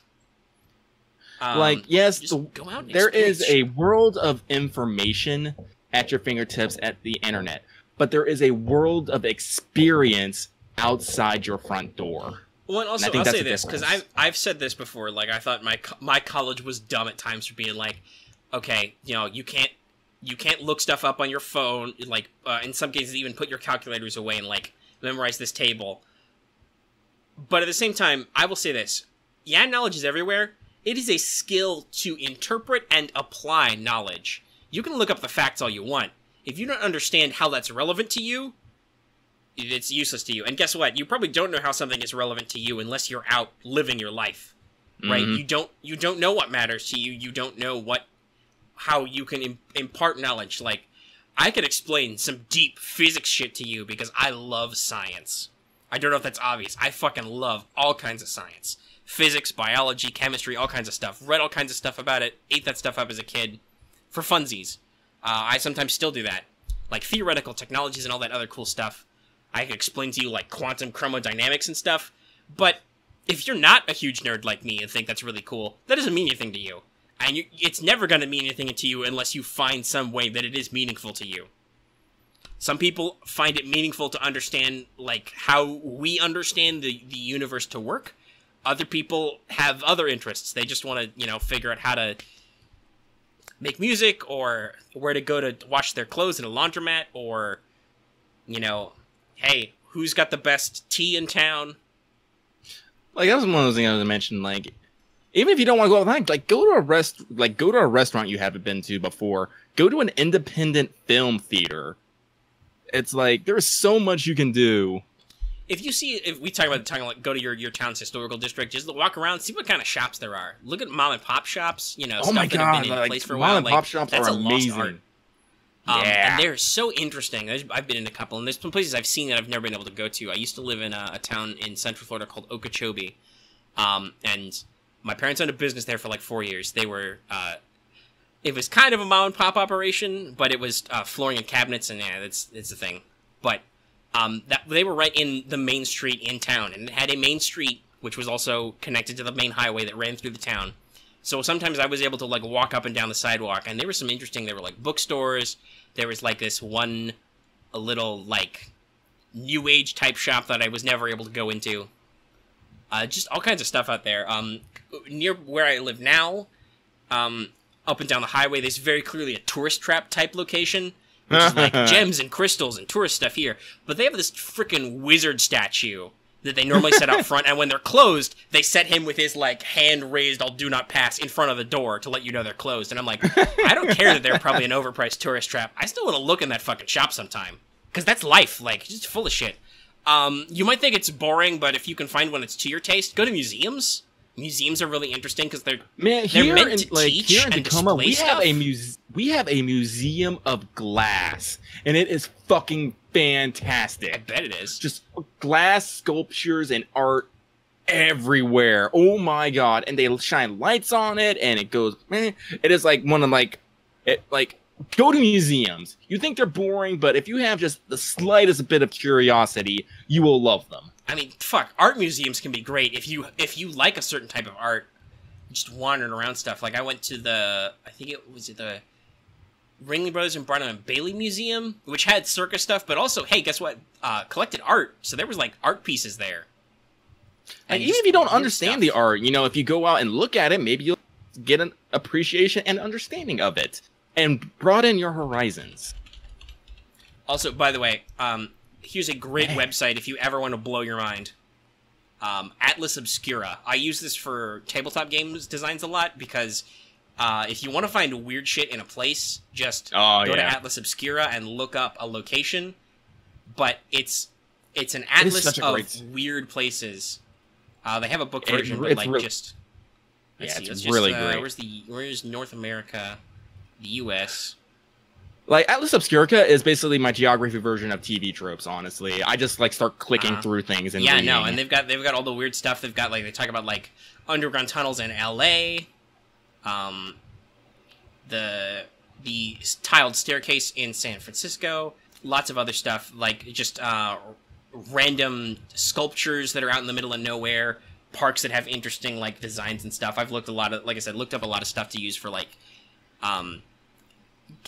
tabletop campaign like locations, because it's full of weird shit that you can just see in your life. Oh, we lost Burn. Guess you got sick of us telling her to go outside or something. Rip. But yeah, no, like it's just life's full of interesting stuff out there, and you got to go out and find it.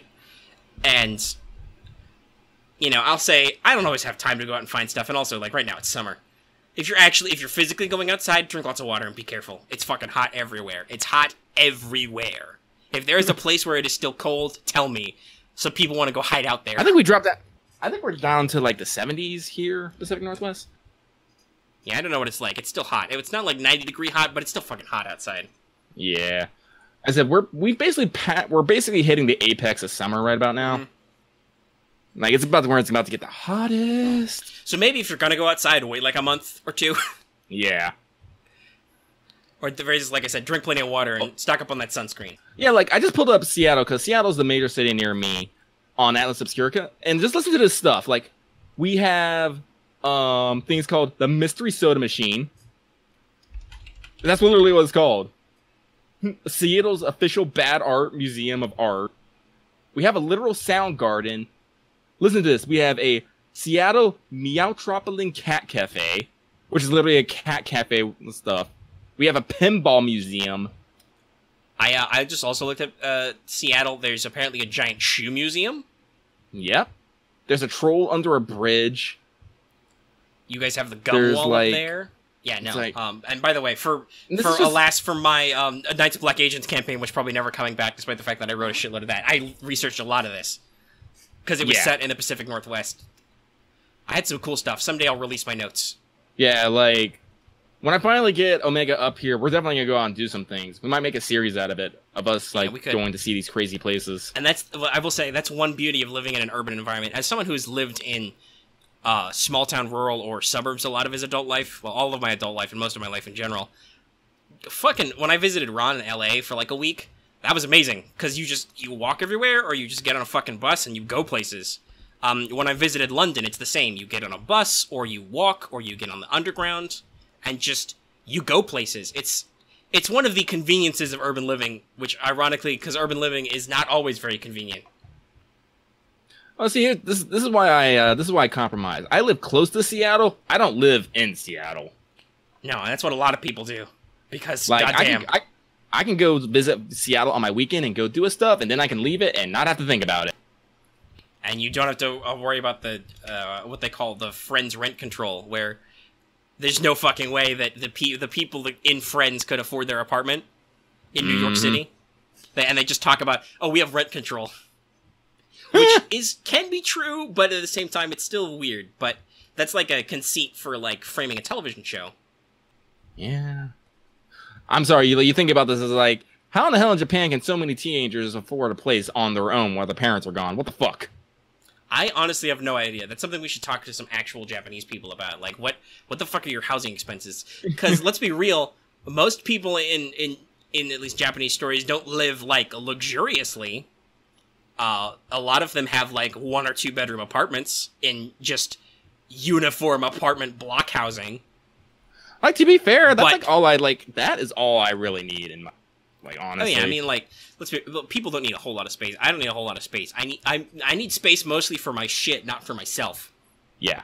It's like, I literally live, like, I rent out a single bedroom in a house that my best friend, the landlord, has. And, like, my entire life is, like, right here, and I'm okay with that. Like I said, this is probably, me being a damn millennial, but I don't need, I live with my parents. I don't need a I mansion. said this before. That's just, it's a thing that a lot of people do these days. That used to be like oh, that's a terrible thing, he has to still live with it. But after the economic thing, hopefully we've kind of broken off that stereotype, because, hey, guess what? There's some economic shit that happened. And my parents are real nice about letting me stay here for a while still. But I basically... Well, you're showing them that you're making progress. Yes, I'm trying to do stuff with my life. It's not always going as fast as I'd like, but I'm trying. I'm not super lazy. I've been super lazy in my life. Just past 800 subs, so... Yeah, no, we're that ticking up there. That 1,000 marker is not a pipe dream. No, it's very close. And hopefully we'll get even more out of, like, hey, we've been doing this for a year and stuff like that. Yeah. But I basically... I mean, my bedroom it was actually, I think, in this house before we renovated it, was a home office. So we stuck a bed in here, and we took out some cabinets and stuff, but we left some in. So it is now my bedroom and my office, and that's all I need. Like, okay, there's a bathroom I go to, and then because we have a kitchen, I go out to the kitchen to make food and shit, but I don't need a whole lot of living space. No, like, we're outside my bedroom. I drug up a mini fridge. It's a decent sized one. I put a microwave on top of that and a Keurig on top of that. Mm-hmm. Oh, I mean, there's been a point in my life where I have had a shitty microwave in my room.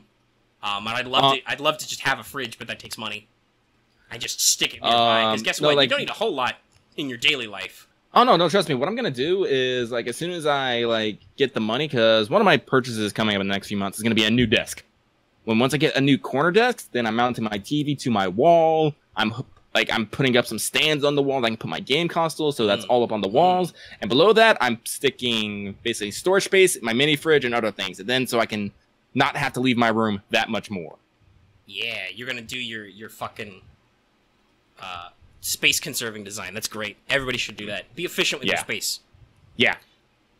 Though, hey, we're talking about tangents. This wrapped me around to something, because we were talking about stuff I own, physical stuff.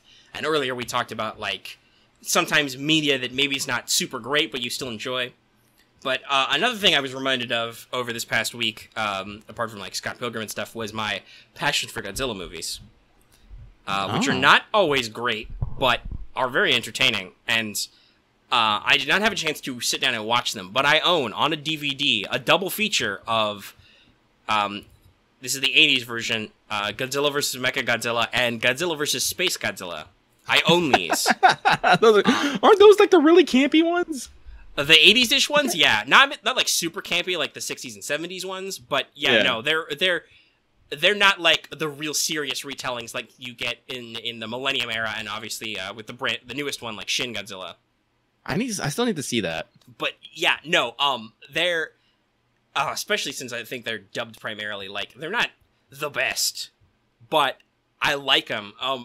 There's a certain artistry to guy in a rubber suit kaiju movies. Like, there's some craftsmanship that goes into those, and I don't know. Actually, no, I do know why. I love Godzilla stuff because when I was a wee small child in the GameCube era. The kid next door on a GameCube, and he had Godzilla Destroy All Monsters Melee. Yep. Which is their big beat 'em up with all these different Godzilla. I think that's why I like Godzilla type stuff and giant monster movies in general. Was I played this game a lot. It's like a versus game and just dicking around, and it's a lot of fun. I own like the Wii version, but I think I sold that off to buy something else, so I don't got the original anymore, which is a shame. But like, yeah, no, I like a good Godzilla game. I like a Godzilla movie, and just they're fun sometimes. Like, I'm not gonna lie, I really enjoyed the latest Western Godzilla movie, the one with Bryan Cranston in it. I still haven't seen it. I need to see it. I think I will. I think what I might do is, if I've got some time, hopefully I can build up a little bit of backlog on our content, so I don't gotta work quite as hard so fast. I wanna like watch like I said, those 1 or 2 old movies I got like on DVD, and then I kind of want to watch like the newer American Godzilla and kind of see what that's like, because I'm pretty sure that the Western Godzilla, the 2014 one, is like more serious-ish. Oh yeah, it's definitely serious. It's not. It has almost no comedy at all. Like they're trying. It has no camping out. There's no camp, right? Yeah, there's no camp. I want to see the comparison. But also I want to compare, because I'm pretty sure, especially with the Mechagodzilla one, I'm pretty sure that the Japanese versions are going to involve lots of Japanese guys in laser tanks dying horribly over and over again. And I wonder if the newer Godzillas have that as much, because goddamn guys, don't. If Godzilla appears and you are a military guy, don't get in a plane or a tank or anything. You will die. You will do nothing, and you will die. Go home. Oh man, the history of Godzilla is something that's really crazy. Especially something that started off as a anti-nuclear message. Well, yeah, it was the original Godzilla, super dark, super serious. It was a metaphor for like nuclear proliferation and like environmental damage. Like just Godzilla is a natural disaster, and he's a natural disaster of our own make. He's a man-made disaster, actually, not a natural one. And it's like super serious and stuff. And then it slowly descends into, holy shit, we can make money having dudes in giant rubber suits fight each other. Then you got King Ghidorah, Mothra. Yeah, fuck yeah, King Ghidorah, Mothra. King Kong was in there somewhere, and actually isn't they said after it came out, the new Kong Skull Island is like a lead up to a Godzilla versus Kong movie, right? I'm pretty sure. I don't know, because I haven't seen the latest one. I saw the Jack Black Kong movie, but I haven't seen the Skull Island one. Yeah, I don't know, but I feel like I read somewhere while I was reading about Godzilla currently that's like, by the way, secretly this is in the franchise, and we're gonna lead up to Godzilla versus Kong again. I'm okay with this. Which, funnily enough, was supposed to be Godzilla versus Frankenstein. What? Yes. They were gonna, because in the movie, Kong is like gets stronger by being struck by lightning and stuff. Oh my god. So they were gonna make it somehow a giant size-changing Frankenstein's monster, but they decided that was dumb, and they got the rights to King Kong instead. And then but this kind of put the Japanese giant monster movie on the map, and they started franchises like Mothra, like Rodan. Rodan, that was the other one. Yeah, the giant pterodactyl. And then they get some weird designs like Godzilla versus the Smog Monster, which is a really weird movie from what I understand. I haven't seen it myself. I've seen a couple of the old classics. I've seen parts of the original, I think. Though obviously there's some weird stuff with like the US has like the overdub version where they recut scenes to add an American character, which kills a lot of attention. Yeah. But I've seen like I saw the original 70s Godzilla versus Mechagodzilla. Which is it's their maximum goof and camp period, like just random aliens made Mechagodzilla and stuff like that. But it's super fun to watch. That I watched on like VHS somewhere. I think it's always best when they have more than just two, so you get like Ghidorah and Mothra and Godzilla, and they're trying to convince each other to like team up, and they're like, "Nah, I don't want to." I'm like, "This is so amazing. It's so bad, but it's so amazing." And some designs have been, some like later designs have been really good. Like King Ghidorah is a classic, but then later you get Mecha King Ghidorah. They've been through a couple iterations of Mecha Godzilla. Mothra's always interesting to see. I like Mothra a lot. Fucking Gigan. He's the one that's got like the Cylon visor, the buzzsaw in his chest, and like the razor sharp hook hands. That's okay. It took me a minute to remember, but now that you said the visor and the hook hands, I remember that. Yeah, that guy who's just he's so dumb but so metal. I played Gigan a lot in the Wii game because he's got like a grab where he like double hook hands you and just shoves you into his buzzsaw chest. Yeah, no. Like honestly, like when people were designing these monsters, all right, okay, give him a visor. All right, cool. Hook for hands. I'll get us a little strange, but okay. Buzzsaw on the chest. Wait, what? You heard what I said. Buzzsaw in or how they designed Space Godzilla, which is like, guys, what if Godzilla came from space and was covered in crystals? Brilliant. Honestly, Space Godzilla's not that bad. I mean, like, the idea of quote-unquote Space Godzilla is a little dumb, because Godzilla cells get fucking everywhere. in all these movies, that happens a lot, but Godzilla cells go into space and they run into like a crystal alien that turns into Space Godzilla, but he's actually pretty baller in the movie. With his like giant shoulder crystals and his own version of Godzilla's like atomic breath and stuff. It's fun. Man, I love it when I love the effect when Godzilla's back starts charging up for the atomic breath. Oh my god. I want to say when did they start doing that? Was that how did the original US Godzilla fuck up Godzilla so bad? I don't know. I mean, I know they were kind of trying to cash in on Jurassic Park, but at the same time, like, if you're fucking Toho Company, they literally had like 40 years. They had 40 years of reference material of what Godzilla is. And they had like a better script that was written like a couple years ago. But no, they decided to cash in on Jurassic Park. Godzilla was like way smaller. Probably so it was easier to handle the special effects because he was like all CG. There was no like proper atomic breath. Though apparently Toho did say that Godzilla can't eat anybody. Which may have blunted some of their possible actions. But still, like... Because that is the thing. Normally Godzilla's so huge, he doesn't bother eating people. Right? Like, people are so tiny, he just crushes them or destroys you with his atomic breath. Yeah, I mean, like, let's not kid him. Godzilla causes a lot of collateral damage, but he causes it on a macro scale.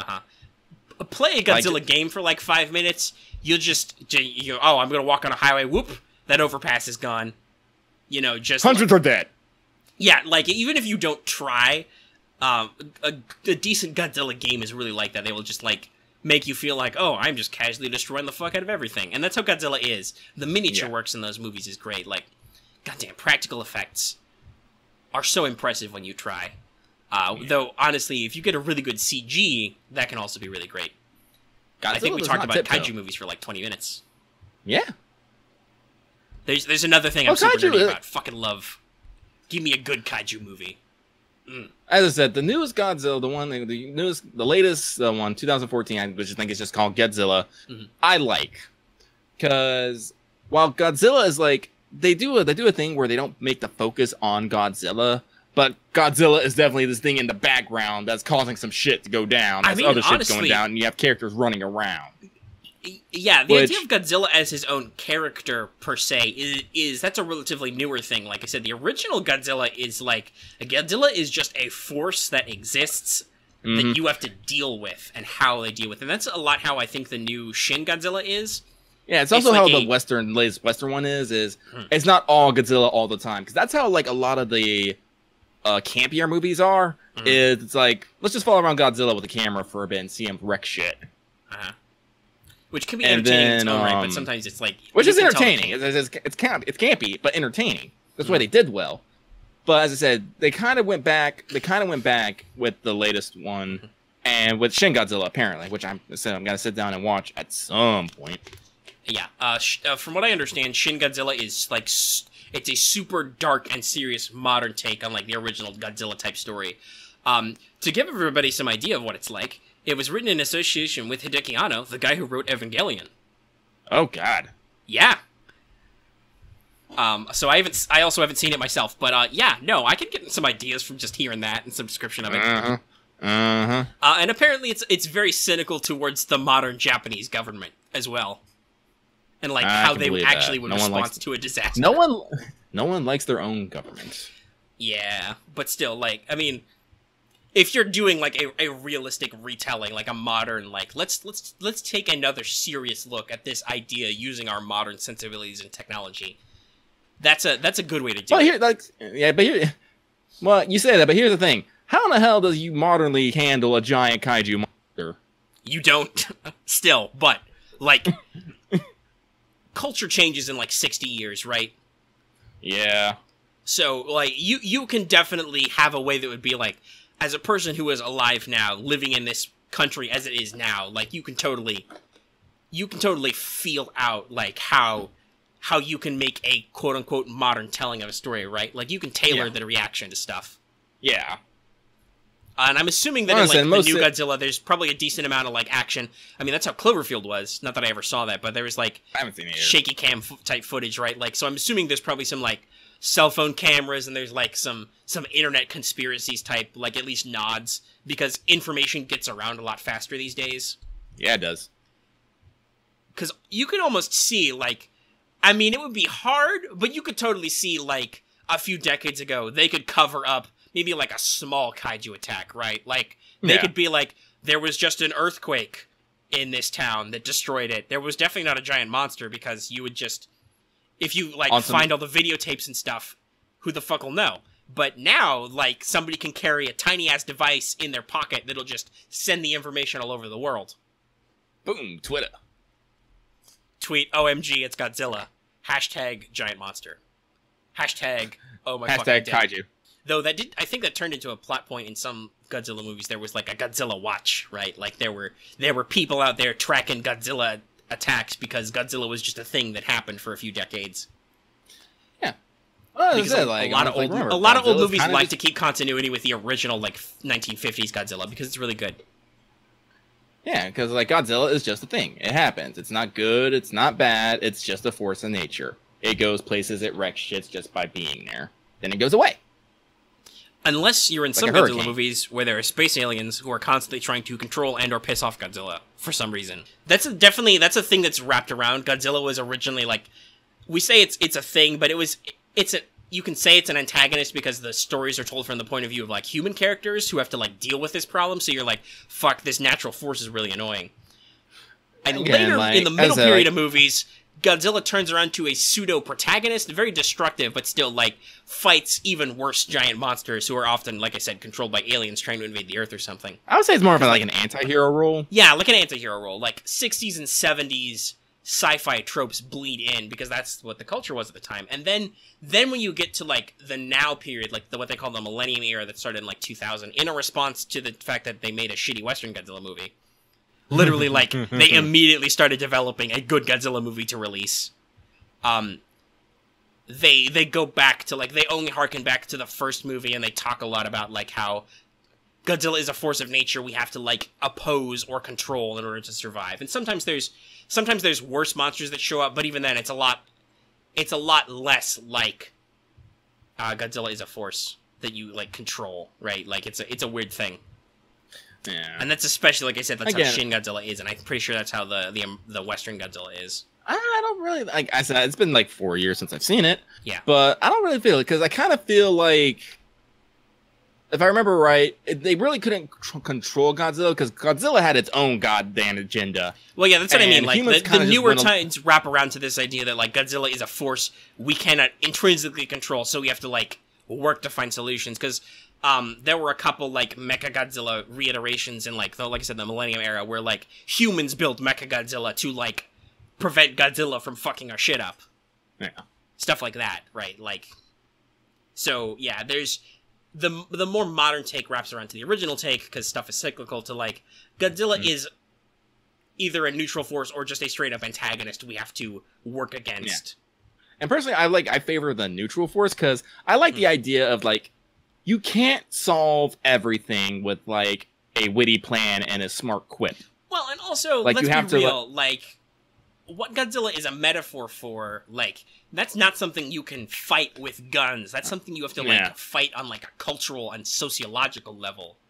Yeah. Nuke's very, very bad. It's something you have to reach an understanding about your, like, humanity as a whole. Ooh, also there's those Netflix animated Godzilla movies that I haven't checked out. I think they're up to 2 that are released now. Aren't those like CG? Like super CG? They're by the Japanese studio who did the Blame, I think it was Blame OVAs, and they've done some other stuff, and now they're on contract to do the new Star Wars show, Star Wars Resistance, which is people kind of going, their technical work is supposedly really good, but sometimes their character designs are pretty samey, and unfortunately, especially because they're bringing back the Clone Wars, I watched all the Rebels, I liked it, but the budget concerns were very clear. They reused a lot of sets. There were a lot of planets that were gas giants for no reason, because they didn't want to animate surface geography, and stuff like that. There was like, oh boy, here's the new ship, like the new fighter or whatever of the season, because guess what? We can only afford to build and animate and rig one new model a season. So yeah, no, like, you could feel the budget concern. So the Clone Wars was super high detail because Lucas put George Lucas money in it. Like, some of those episodes cost millions of dollars on an individual level. And they have shit they have fabric. I've seen some of the WebMs and stuff of it. Like, there are snow scenes where, like, everybody's wearing a fucking winter coat. And if you talk to anybody who's in 3D animation, they will always tell you, fabric sucks. Like, coats, scarves, capes, all that stuff that has to, like, flap and move sucks. It's hard to animate. It takes a lot of resources. And these things are just everywhere. And they got shitloads of ships, and they're all HD. Like, yeah, no. You can tell the budget took a hit. So people are a little concerned about how Resistance is going to turn out, I think. And people are also concerned how the new season, the finishing season of Clone Wars is going to turn out. Is Disney going to put Clone Wars money into it, or are they going to put Rebels money into it?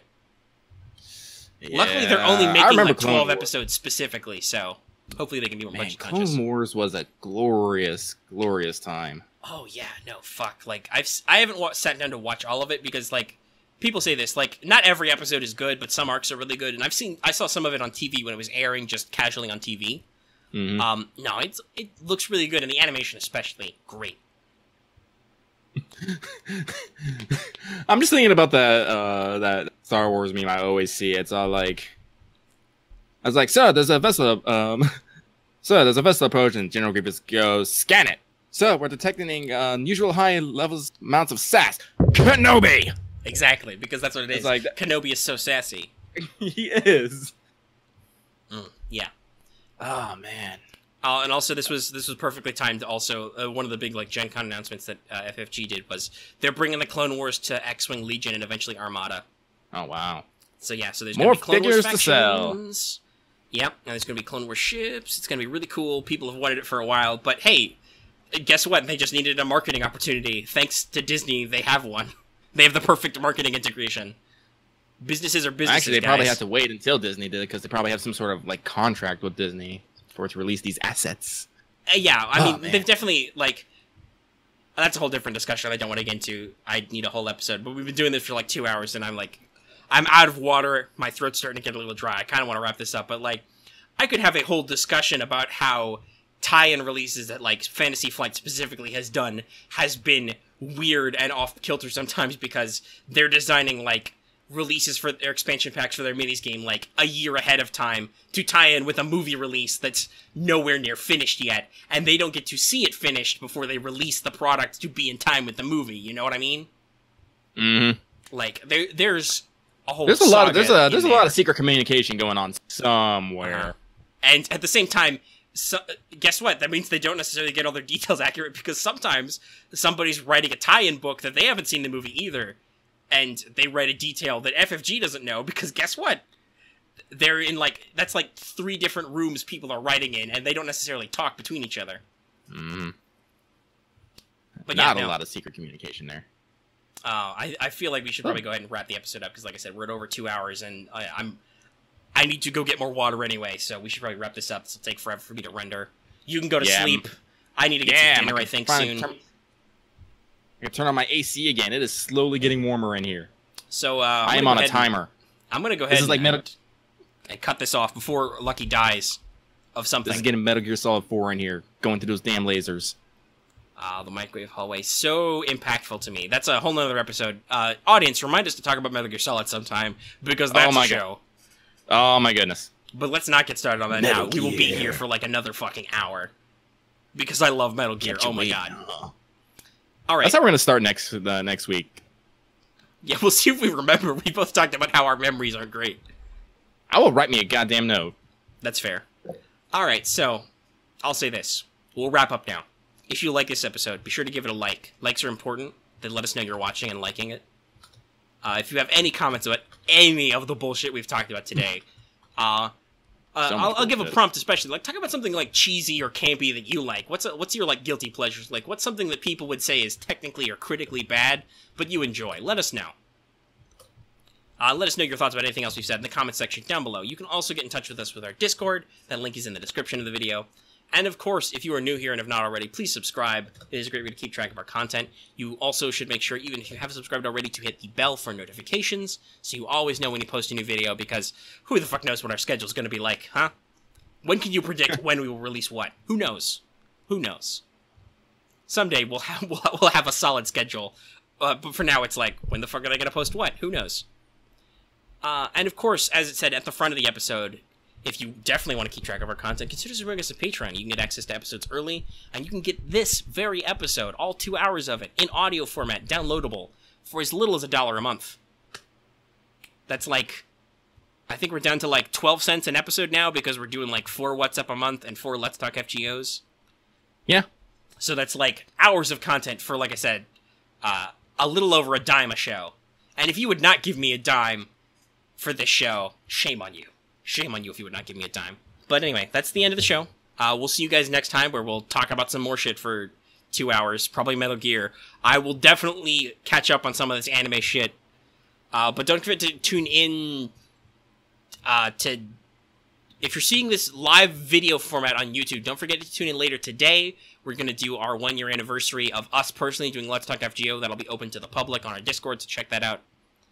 This video and stuff should coincide with all that. And if you're listening to the audio format, patrons, don't forget to tune in tomorrow. And we'll have that up, then. And we'll have more content later throughout the week, so see you guys. Knife plus gun equals knife gun. Commencing virtuous mission.